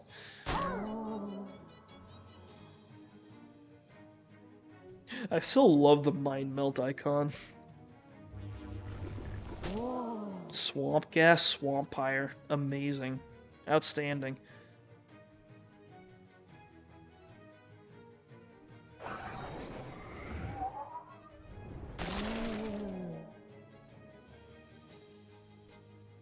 Alright, three to enemies at random. Zim Zam Feta. Oh. And we'll kill this last. It's a blood legger. They bootleg blood. I love that idea. You won! You can make a suitcase out of the gator man's skin, then you can have a suitcase that catches fire in the daytime to go through one that catches fire at night. 18 XP, 94 meat, gator tooth, bottle of bloodshine. Blood distilled into a powerful, fast-acting elixir. You have to admit, sometimes vampires have the right idea. Doubles your moxie. Sweet Jesus. It's a shame I'm not a gunman. Holy shit, what is he doing? Careful of him or he might tan your hide. Got something to say about the dead gator? I swear I didn't know he was a mailman. Would never intentionally hunt a mailman. Who are you? Me? Ain't much to my story. I'm a hunter, named John Leathers, and if you can't tell from the accent, I'm from Albion. Oh, he's British. If you can't tell from the accent, I'm from Albion. Now, what do British people sound like? If you can't tell from the accent... For some reason, I'm having a hard time making this work. Can't tell from the... I forget. What the hell am I doing? I'm from Albion. As a toddler, I hunted small game like mosquitoes and gnats, and then moved on to foxes and voles, and as such as I grew up, I like the game over here, but I've got my eye on the greatest hunt of all. Humans? Big picture, I'd like to build a ladder to heaven so I can hunt the dinosaurs. That's more of a 5 to 10 year plan, though. I don't think that's how either ladders or heaven works, but I guess it's good to have a dream. Wouldn't it be more practical to build a time machine? Nah, it just sounds ridiculous. Alright, I never accused you of killing a mailman. Oh hell, me and my big mouth. He was in my way, you understand? Had no idea he was a mailman, and never would have touched a mailman if I'd known. Me and my brother, we had nothing to do with it, understand? I swear it. What's wrong with killing a mailman? Listen to yourself. Can tell you I ain't a hunter, all right. Most any species is fair game for but mailmen are protected by international treaty. Last hunter I knew who hunted a mailman got pulled up by an international. This sounds more Australian to me now. Whatever. While the International Criminal Court and mailed to Mars. I've never heard of an international criminal court. No reason you should have. So far, its jurisdiction only extends to the unnamed mailmen. John wipes his brow with the blade. Phew, never been asked so many questions before. You can talk the talk all right, but yeah, but hunting the hunt. I got work that needs doing, but I ain't got. No, that's just Australian again. I got work that needs doing, but I ain't going out while they're searching the swamp for the sod who killed their mailman. They find me, I'm dead. You don't have to be a Leatherman to know which way the wind blows. I have no idea what my accent sounds like. I'm like. I've had a long day. I've had a long day, and my brain isn't processing things very well. And even if I was like normal right now, I wouldn't be. I'm still bad. I'm like bad with accents, just habitually. I get accents confused with each other all the time. I've had plenty of times where I was just like, oh yeah, he's British, and someone's like, no, he sounds Australian. What the fuck is wrong with you? So like, if like wires get crossed and things don't make sense, that's why. I'm just bad at it. Anyway, what are you asking me exactly? Working on something real important. A project. For that, I need 5 gator hides. No, even know a place where you might find them. Scoped it out myself. Couldn't be easy unless it was a smaller number of gator hides. Now, what's this project you're talking about? Not so fast. I need to know I can trust you first. I'd better get going. What about this guy? The man observes you with monk-like serenity. Hi there. Looks like you set up quite a trading post here in the swamp. John shakes his hand. Bull can't speak. Can't or won't. Don't. Can we trade? Oh, nice. Condensed swamp gas. Imagine if Reader's Digest branched out into the sewer treatment industry. Sure, I'll take a can of that. Gator punch. They drink it, but that doesn't mean they like it. Gatorman skin paint, impregnable tack, pickaxe, powerful grits, roll of duct tape, sharpening stone. Alright. Do I have a pickaxe already? Hang on. A to Z, so this is... Hang on. Element of P. I do not have a pickaxe. Let's buy one, just in case I need it later. 3 physical armor to a hat. Ooh. It's a roll of duct tape. Any hat can be made more duct tape covered by putting duct tape on it. Hell yeah. Hunter's beans, a veritable hill of them. It's empty. Only made of genuine leather, but it does not contain genuine leather. The ambiguity is clear now, and the person responsible for the original description has been sacked. The bedroll must be where John accesses the Hunter's Dream. What's that? The Hunter's Dream? If you have to ask, it's not meant for you. I want to go there. If you prove yourself a hunter, maybe. Wouldn't go in there if I were you. Why? Might not like what you see. Go inside. This egg is busted. That is literally it. Told you want a pretty sight. I was looking forward to eating that egg all day, and come dinner time I only went and bloody dropped it. Sorry for your loss. I bet.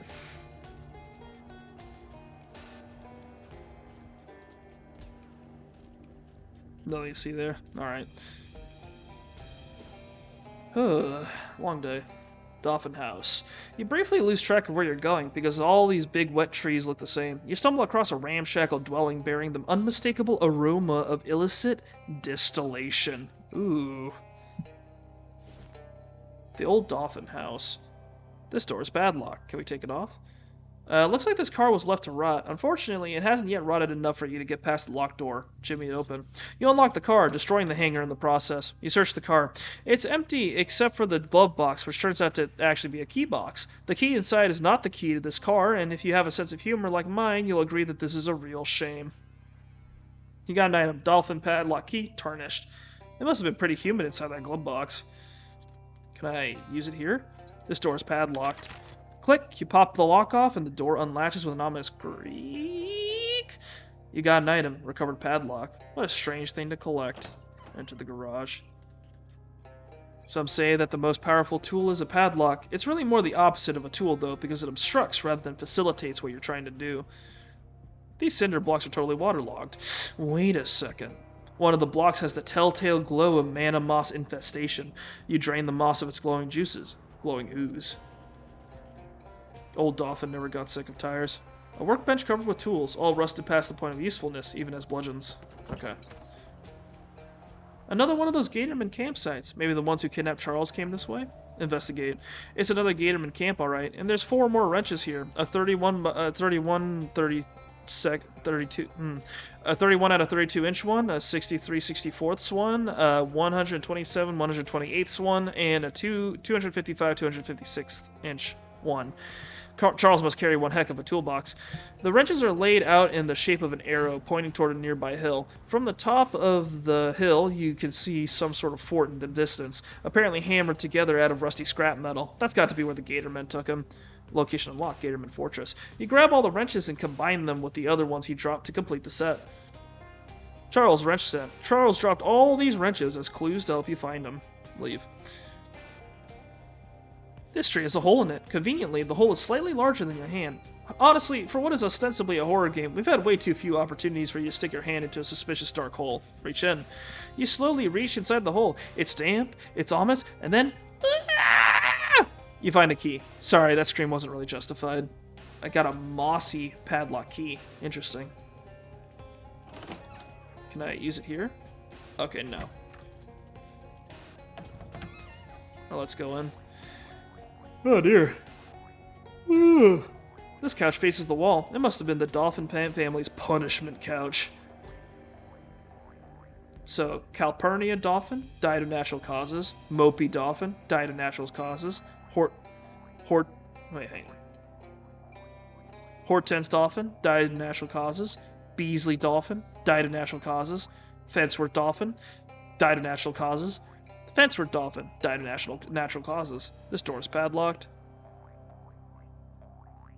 The basement of the swamp is, predictably, completely flooded. You'll need some kind of breathing apparatus if you want to go down there. Do we have like a... I don't think we have anything like that. Oh, we've got the Pooba helmet. Does this work? No! Because it's a Pooba helmet, not a scuba helmet. That's tragic. We'll have to find something around here. I hate it. I hate it. It's terrible. A fancy store-bought radio.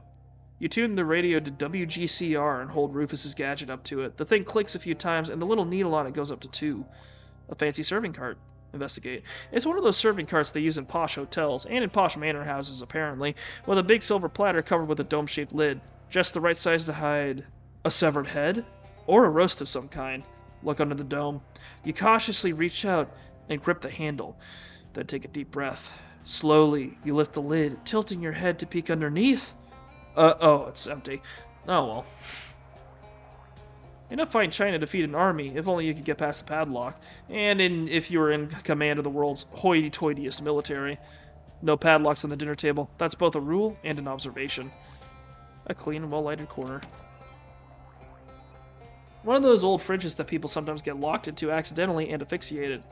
Oh wait, that's still all fridges these days. Maybe that's why it's padlocked. Unlock it. Click. Recovered padlock. The fridge is empty of both expired food and expired hide-and-seekers. You do find a key inexplicably frozen into a block of ice, though. A key in a block of ice. You can't tell if this was done as a prank or by somebody trying to break the habit of fidgeting with their keys. The humidity has turned most of these dry goods into stale goods. See if there's anything left. Almost nothing has escaped the moisture. Almost. We got a can of fruit cocktail, which increases everything by 1 until you eat something else. Unfortunately, breakfast has not been served. The oven is full of gross, steamy swamp worms. Ugh. There's nothing good in the fridge, no matter how many times you look. Boy, we all know that feeling, right? In Pepperidge's father's house, there are many drawers. Rifle through them. Lots of stuff in here. A dire corn holder. A regular corn holder is a tiny vampire that drinks corn cob juice instead of blood. A dire one also drinks blood. Junk mail? What does this do? Deal your muscle plus 6 to physical damage. It heals you for 3 HP. God damn. Paperclip. From multinational treaties to... Oh, yeah, we've got that one. Stench armor. And we got another padlock. Okay. So, that's where we're at. We need a breathing apparatus, couple more keys. We need something to... Oh, hey, this bathtub is full of steaming blood! Oh, no, wait, the red is just light coming through a stained glass rose hanging in the bathroom window. That doesn't really explain why the water is still hot, though. Drop in the frozen key. The nice warm bath causes the ice to relax, and it drops the key with a grateful sigh. Got an item, dolphin padlock key, cold. Oh, neat, that's for this one. This medicine cabinet is securely locked. Maybe it's full of deadly poisons. Click. No, it's a styptic pencil. These are for when you cut yourself shaving, but it's not like you're going to void the warranty if you use it on something other than leg or face or armpit blood. And Rhino Bomb. It's a muscle rub made from the toe jam of endangered rhinoceri. Okay. The dolphins used one toilet at a time, just like the rest of us. Flush it. It doesn't work. Maybe something's wrong in the tank. Check it out. Well, here's your problem. There's a key stuck to the float valve hinge flange. Let's flush it. Hooray! 55 XP. Hang on. How much XP do we have? 151. Is that enough for something? Books. I choose not to be cold. Media expertise. One more time. Oh, no, wait. I think that one's endless. Stilton splatter? Let's do it. Two more targets. You memorize the messiest recipes the book has to offer. Stilton splatter has been upgraded. Speaking of messy, you carelessly drop the book into a nearby pile of trash. Ew. Wow, we can upgrade Mind Melt again? If you've read this weird book once, you get the feeling you'd understand it better if you try it again. Oh, hell yeah. Not right now, though. Oop. We've unlocked that door with the wet key. This door is padlocked. This door is not. That's kind of creepy. The toy box is disappointingly empty. Not even a BB gun or a creepy doll. Maybe the doll's hiding elsewhere. A comfortable looking bed, free of bloodstains or vaguely person-shaped lumps under the blanket. Check under the pillow. Ooh, shiny. Someone must have traded in a key-shaped tooth. Wardrobes are very important in old houses like this that didn't have built-in closets to keep skeletons in. Check inside. You relieve the furniture of its contents, none of which are skeletal unless you count the coat hanger. Work pants, a durable and thick pair of pants for honest and thick work. And a wire coat hanger. A shelf full of books about sports. The titles are all too boring for me to even tell you what they are. And nothing's hiding underneath the bed, except dust. And we don't have the key for that padlock yet. No, we've got one for this one. Click, go through the door. A fancy nightstand. Fancy nightstand's contents are disappointingly non-fancy. Junk mail, match fuse, and a disappointing padlock key. You were hoping this key would be much fancier. This bed looks inviting, but nobody seems to have accepted the invitation for quite some time. The cedar chest is locked and easily big enough to hide a skeleton in, or even a whole body. It's a fancy vanity which appeals to your pedestrian vanity. There's some leftover makeup in one of the drawers. Radium rouge. The convenient thing about products with radium in them is that they're easy to find in the darkness of the coffin they'll ultimately put you in. Oh, Jesus. There's a little jewelry box on this table. Open it. It contains, to your non-surprise, jewelry. Perfectly normal jewelry. Got a turquoise bangle. The ancient gemstone on this bracelet doesn't make you better at fighting. It just makes you look better while you're doing it. Bottle cap ring. This ring has a bottle cap welded to it, capping the amount of damage you can sustain to that precise spot on your ring finger. You can't take more than... Oh! Yo? Can't take more than 5 damage at once? Holy shit. Okay, so we've got a disappointing key. Oh, we can use that here. This workbench is strewn with bits and gizmos and bits of gizmos. Amongst all that, you find what looks like a miniature radio carved from driftwood. Grab it. A radio small enough to carry? Amazing! Maybe if you listen to it periodically, it'll warn you about any nearby monsters that are actually manifestations of your repressed traumas. Or maybe it'll just give you the baseball scores. This is a reference to Silent Hill 2. That's funny. Build a better radio and the world will beat a path to your door. A better one than this one, I mean. Lots of boxes, but none of them say padlocks on them, and you're not motivated to search them otherwise. Who knows what grisly things you might find. Do not assume that Dolphin was superstitious enough to not store any padlocks on the east side of his attic. That's how you get family curses, probably.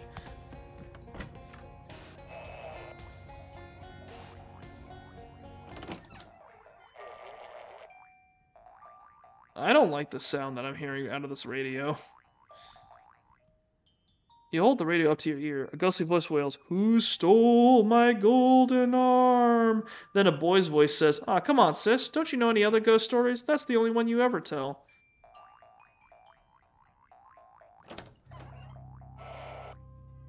You hold the radio up to your ear. You hear a little girl's voice shouting, "Mom! Mom! A terrible ghoul stole the key to my nightstand."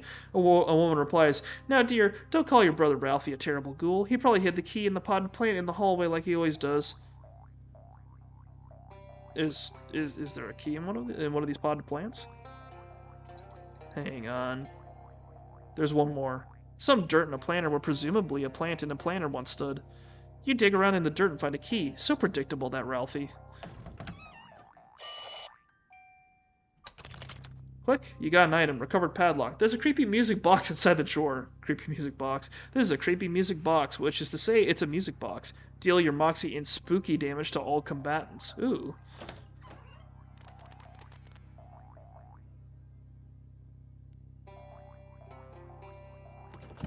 We've still got one more.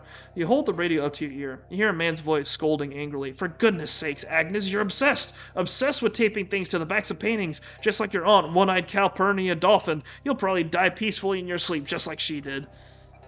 Okay, we're checking the paintings.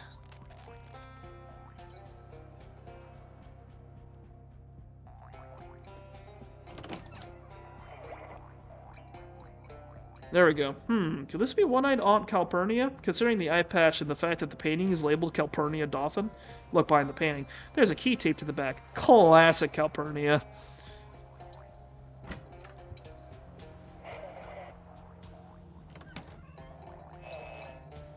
Okay, that is not what this key is for. What have we not unlocked yet? Hang on, what's up here?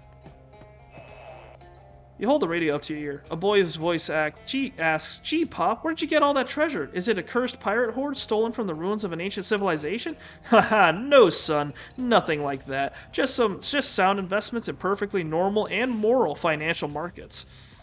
Interesting.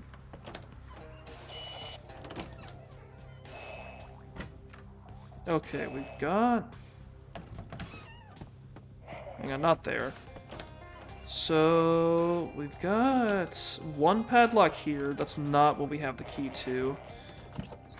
We've got... Is it down where the china is? No.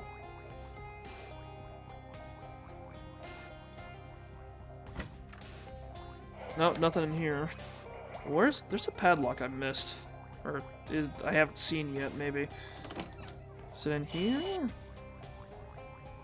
No. You hold the radio to your ear. You hear a woman's voice saying, "Please be careful around the kitchen knives, Rebecca. They're very sharp. I keep them that way because, counterintuitive though it may be, dull knives actually cause more accidents." "Yes, Mother, I understand," a little girl's voice replies.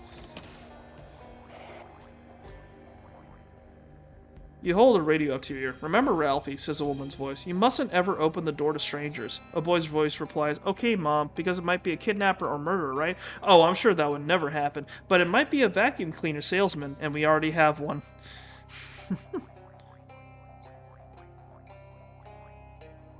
Okay. So we've got a key that has yet to be matched to a padlock, and we've got a padlock that has yet to be matched to a key.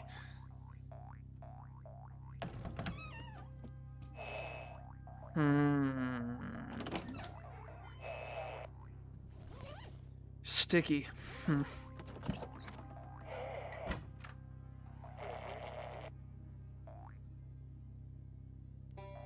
That's weird, because that key, we got that hint about the key near the that one painting.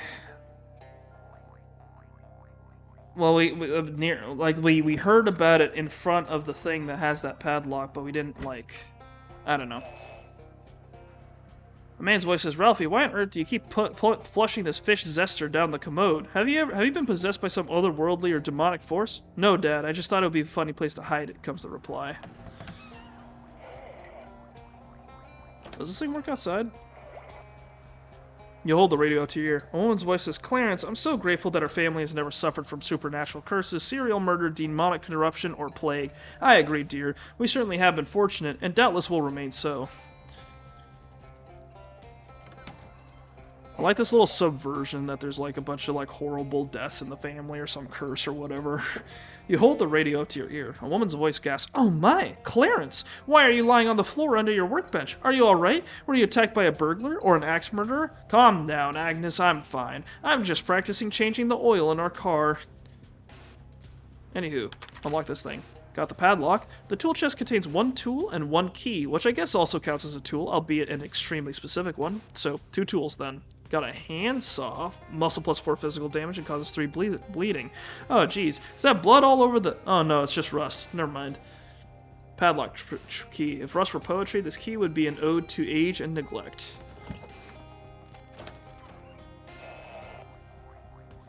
Alright, this one? Unlock it.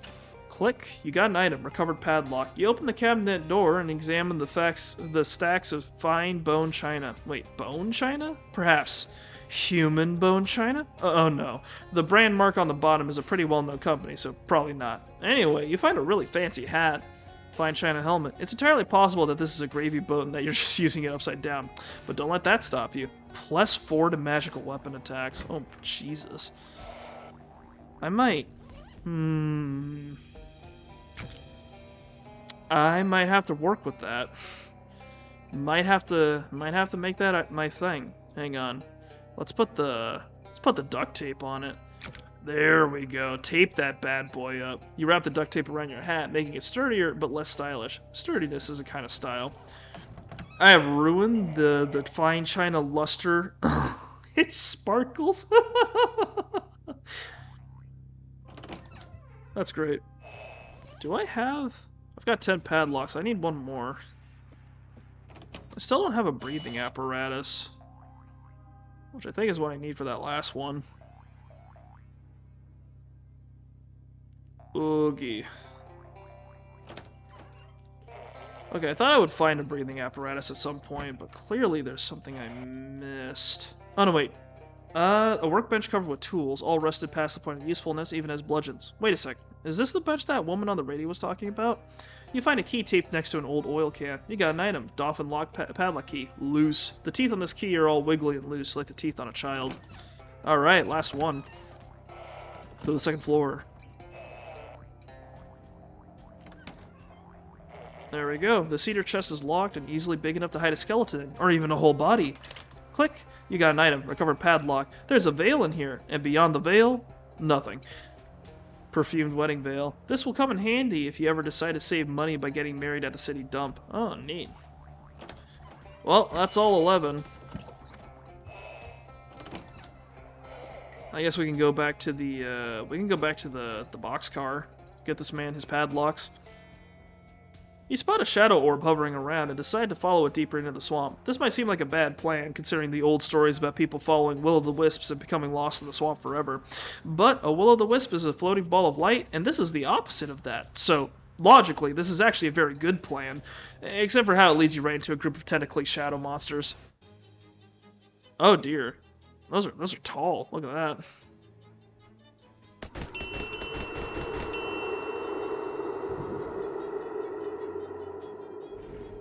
Oh, that's a lot of poison. These things are freaky looking. Yeah, noisy. Hang on. I've got the Stilton splatter. I can handle this. Oh, baby. You won! The goodness of your plan has now been proven. QED. 18 XP. Hell yeah. Alright. Here's your padlocks, my dude. Hi, Pepperidge. Hello again, Musa. What can I do for you? I found your father's padlocks. You gained 40 XP. Thank you so much. You didn't run into my grandmother by any chance, did you? What? No. Was she supposed to be there? No, that would have been highly unusual if she had been, considering she died no more than 30 years ago. Here's your padlocks.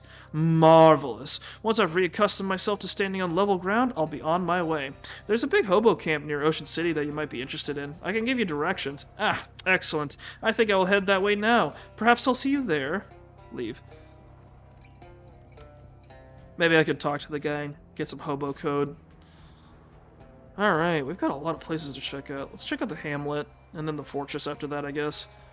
You find an old medicine show wagon overturned in the swamp. Most of its contents have long since hazardously dissolved into the local ecosystem, but there's probably some stuff left. See what remains. A few damp toiletries and even damper medicaments. 2 gauze pads, a rhino balm, and some tooth wax. A healthy haul. Got some gators out here. The guards stop in their tracks and start sniffing around suspiciously. They're almost certain to notice you if you get any closer. Staying put isn't an option here. Which way do you want to go, and how? Toward them. Charge! Gatorman Scream Mouth. Attempts to scream, increasing all of its allies' stats by 1 and decreasing your party's stats by the same amount. Meyer Chef will heal the most wounded guy. Mush Muncher is going to eat a mushroom, which could do whatever. Okay. Alright. What happened? He recovered all of his HP, okay. Bask in my aroma. Any of these guys have mysticality? There you go. Burn this man.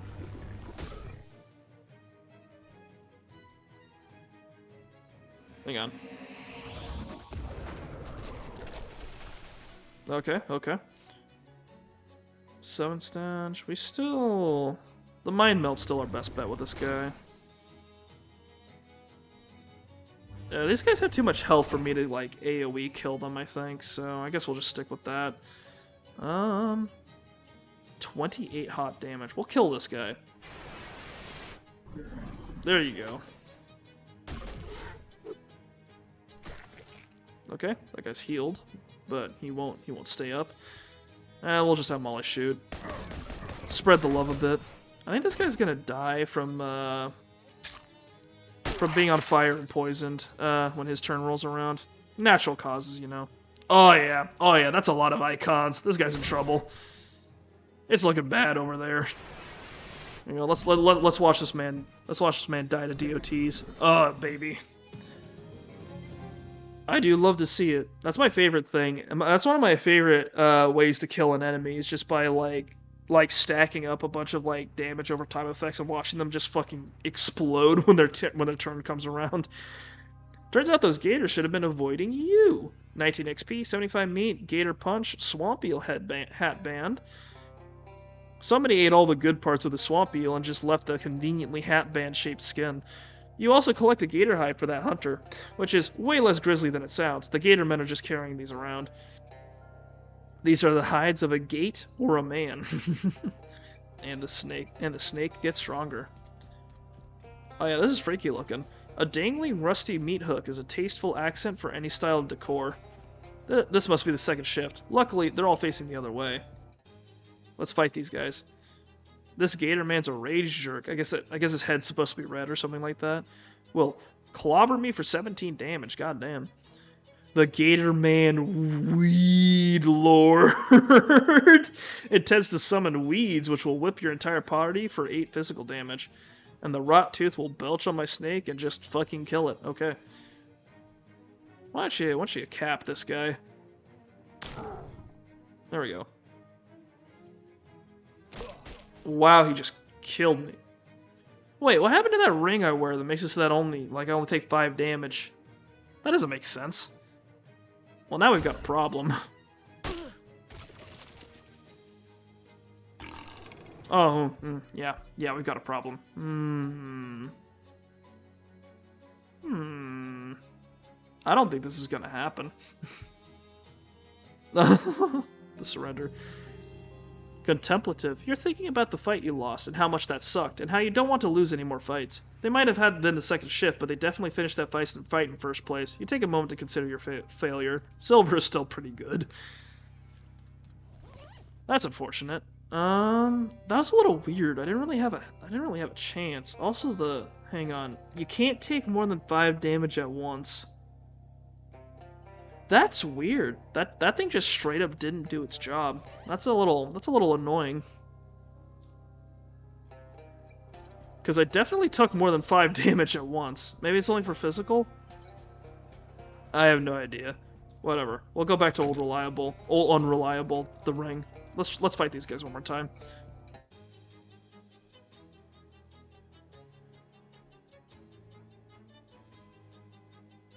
Reduces his muscle by 4.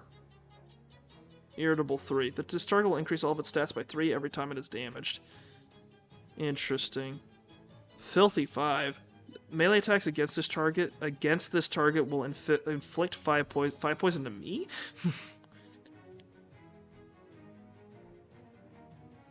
That's just all of my health. That's fucking ridiculous. Wow, he just goes first. That's awful. And I don't get a chance to use my items or anything. Jesus. That's a little annoying. I guess this is like a natural issue with with games where like the combat's very high damage, low health. Because it's like it makes it so that whoever goes first is just kind of the winner. Alright, I guess we won't fight those guys quite yet. I won't tell anyone about this place. The handle on this fridge is busted. This is going to be a headache come lunchtime. Try to open the door. No dice, and no door opening either. Whoever smashed in the handle wanted to keep you out, or something in. A magical talking sandwich, maybe. Force the door. With great effort, you force the door open. Released from his refrigerated cage, a cold man squirms out into the muck, gasping for air. Oh my god, you are my savior. One more day trapped in there, and I would have succumbed completely to despair. Who are you? I'm Fabienne, an illustrator of the natural sciences, arid steppes, glittering bergs of ice, but lately my interests have taken me to these damp lands. I am in my soggy period. That's a terrible combination of words. How did you get in there? I was traveling to the swamp to sketch the native cypress, only to be caught in a net by these gator-esque men. At first, they allowed me to roam within the confines of this camp, but when I shouted for help at a passing truck, I was put into the refrigerator. What truck? Oh, it hurtled through the camp like a bass out of hell. It was a boy and a girl at the wheel, and I called out, "Stop! I am a prisoner. Take me with you." But they drove on. What makes a person do that? Well, where was the truck headed? North of here, I'm sure of it. North, huh? And since that driver at Largemouth Bass and Sons was confident the truck could only make it 11 miles at most, if you subtract from 11 the distance between this camp and the fishery, seized with deductive euphoria, you do some quick calculations, which in your haste come out very wrong. You do them again, not rushing it this time, and produce a promising lead. Location unlocked. An amphibious truck? Do you know of a creature called Occam's gator? Occam's gator. Supposedly a large gator with two tails who breathes smoke from its nostrils. Oh yes, I think you are describing my mother-in-law. Haha. Okay, so you don't know. No, and I apologize, I shouldn't have said that. Melanie has always been kind to me. Okay. Every weekend she bakes me a ball of nougat. I apologize, Melanie. Say goodbye. If you want to leave, the way out is more or less clear. I do want to leave, that is a good guess. If we ever meet again, it would honor me to paint your portrait. I am an artist, as you know. I cannot paint you right away, as I am in my soggy period. But if I conclude that work, or if you become soggy, well, who knows? Who knows indeed. Wow, he's short. Look at that. A safe hanging in an unsafe manner from the ceiling. Open it. It's got a combination lock on it, and you don't know the combination. A sleeping gator man, unless he's lying about being asleep. Hang on. I need to find some way to reduce my stench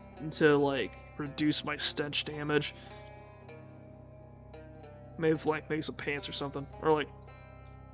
I guess I could wear an accessory that does it. I've got a couple for that, don't I? Like this one's +5 stench armor. We can do that. Oh yeah, I'm looking great. I'm looking amazing.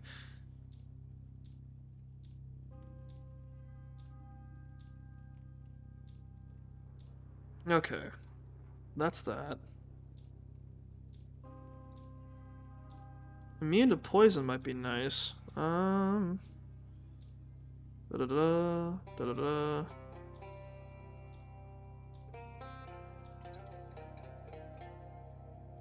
Brain coral ring. Pants. I forgot I have the Glocklin Hosen.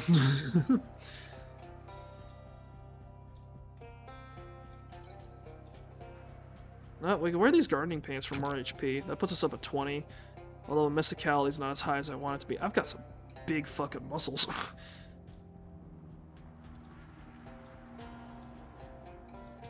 Okay, that might make it so that I don't die in the first turn anymore.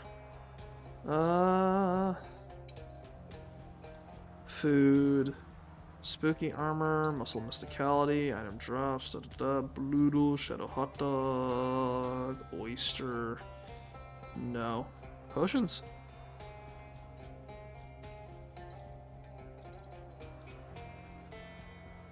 Ode to toilette. I'm not sure if that's good enough. Robot fuel. My current thing gives me +1 AP, which I'm kind of reluctant to let go of.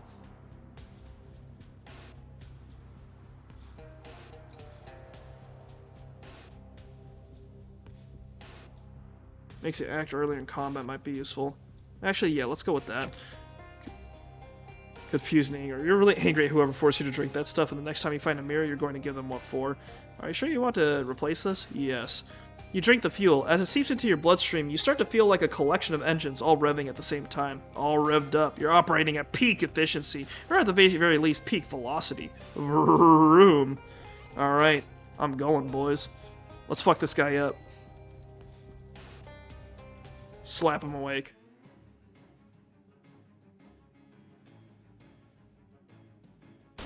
Oh yeah, I act fast now. Hell yeah.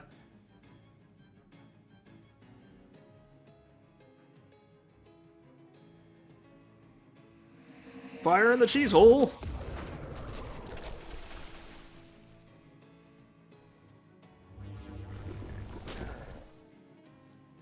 Alright,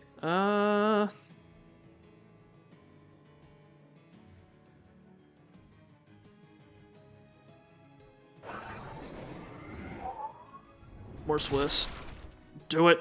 Fuck this man up. He's taking 11. Nah, he's dead anyway. It doesn't matter. 30 hot damage. Holy shit. Like an alarm clock wired to a tranquilizer gun, you woke him up just to put him back to sleep. Gatorman safe combination. It's the combination to a Gatorman safe. 3 numbers too repulsive to even display here. You also gathered some gator hides for that hunter. I only killed 1. How did I get all the? Oh, I got a bunch of meat. That's good. Alright, now we're gonna fuck these guys up. 5 poison to the Weed Lord. Hell yeah.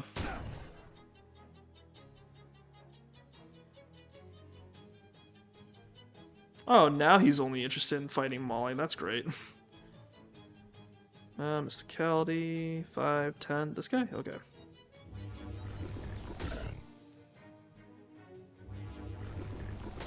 Okay, he's dead. Gatorman Rage Jork. We'll blast him. And finish him off. No longer a threat.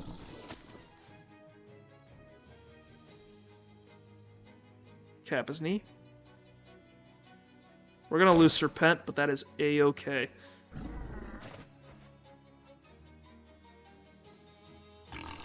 These guys do so much damage. It's ridiculous. Alright, get out of here, man. Revenge, bitches. God, finally. You've dispatched the guard gators and your path forward is clear. 18 XP, 77 meat. Gator cheese? You're going to choose not to interrogate the biological means by which this stuff is produced. Nasty pastry. You wouldn't feed this to a dog, though you would throw it at a dog if the dog was clearly a threat. Swamp haunch. And 2 Gatorman hides. Onward then. Oh, there's another little hole. What is this? A dangling glob of revolting organic matter. What's going on in here? This seems to be where the Gatormen store all of their terrible filth. This is a lot of terrible filth. I'm agreed on that one. A forge, presumably for hammering on terrible Gator metals. A rack of horrible-looking weapons. Grab one. You grab the most appropriate one and leave the others to rust in peace. A frog and fork. Gatormen sorcerers use these to gig frogs from a distance. If you don't know what it means to gig a frog, don't look it up. Alright, I won't. Terrible rusty metal fridge dangles from the ceiling of this terrible rusty metal hovel. We're getting a lot of use out of that adjective. Weird. None of this stuff is even perishable. Meat of indeterminate origin and low humidity. Dried swamp meat. And a swamp mushroom. This swamp mushroom does not appear in any mycology text because mycologists famously refuse to get their shoes wet. Question mark, question mark, question mark. I don't think these guys know mycologists very well if they think they're afraid to get their feet wet. This Gatorman seems less aggressive than is typical for these guys. Talk to them. Hi there! Great human! Not eat. Great. Thanks, I appreciate that. You seem a bit more relaxed than the rest of the Gator folk. Yes! Everyone crazy. Dunno reason. Not belong. Leave swamp. Where will you go? Dunno. Wander? Oh, like a hobo? Hobo? What that? Basically someone who travels from place to place because they're looking for work, or just don't have anywhere specific to be. Yes! Hobo Gator. First though, need weapon. Defense self. You know any hobo code you could teach me? Hobo code? What that? Alright. You wouldn't know any yet. It's like little symbols for that hobos use to leave messages for other hobos. Here, I can show you some of the basic ones. You teach the symbols for safe camp, cops here, and the increasingly rare and exciting pie on windowsill. Offer him a weapon. I might give him a gun. Let's give him the, I don't know, the fork. We just picked it up. How about this frog and fork? No thanks. Weapon weak. Need power. Okay, I'll try to find you something stronger. I guess the corn holder? How about this? Yes, good. Weapon strong. Safe now. Think human. No problem. You know, there's a bunch of hobos collecting in a camp outside of Ocean City. They're pretty accepting people. I don't think they'd mind you joining. Plus, it'd be handy to have some muscle around the place. Oh, good. I go. He waves goodbye and stomps out the door. That's cute. This is apparently where the Gatormen keep their billions upon billions of swarming bugs. Oh, I guess that's like an endless fight. Oh my god, that is a lot of bugs. They just have them around. I find it hilarious that I'm so smelly I can even damage like bugs with it. There's a fly orchestra tuning its instruments. Swarm of swamp flies intends to bite Serpent for 15 physical damage and ignoring armor. Draining 15. Repeatedly sting me, poisoning me for 21. In 2 rounds, Swarm of Tick Wasp will burst, healing all of its allies for 21. Jesus. Okay. Any mysticality? We'll cook this one. So we'll set a bunch of them on fire, see if that works. A deluge of fondue. Okay, this one's taking 6 damage. We'll roast it one more time. Oh god, my mysticality. It's getting high.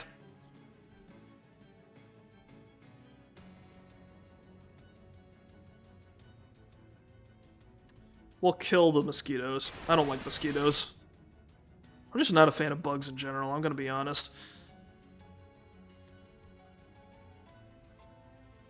And well, I don't know how she's gonna club the knees of a bunch of bugs, but whatever.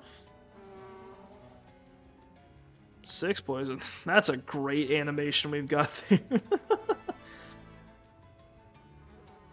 Oh, the tick wasp just flew off. Ouch.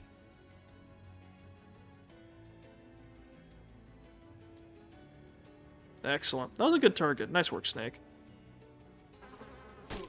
Oh, hell yeah. Alright, cheese. Kill the swamp flies. And then roast the fleas. I like how the bugs have classes. That's funny. You've reduced the number of bugs in this terrible building by, let's say, 350. 26 XP and a wasp clasp. This tick wasp rigor mortis has created a convenient way to attach to your lapel. The snake's a little tougher.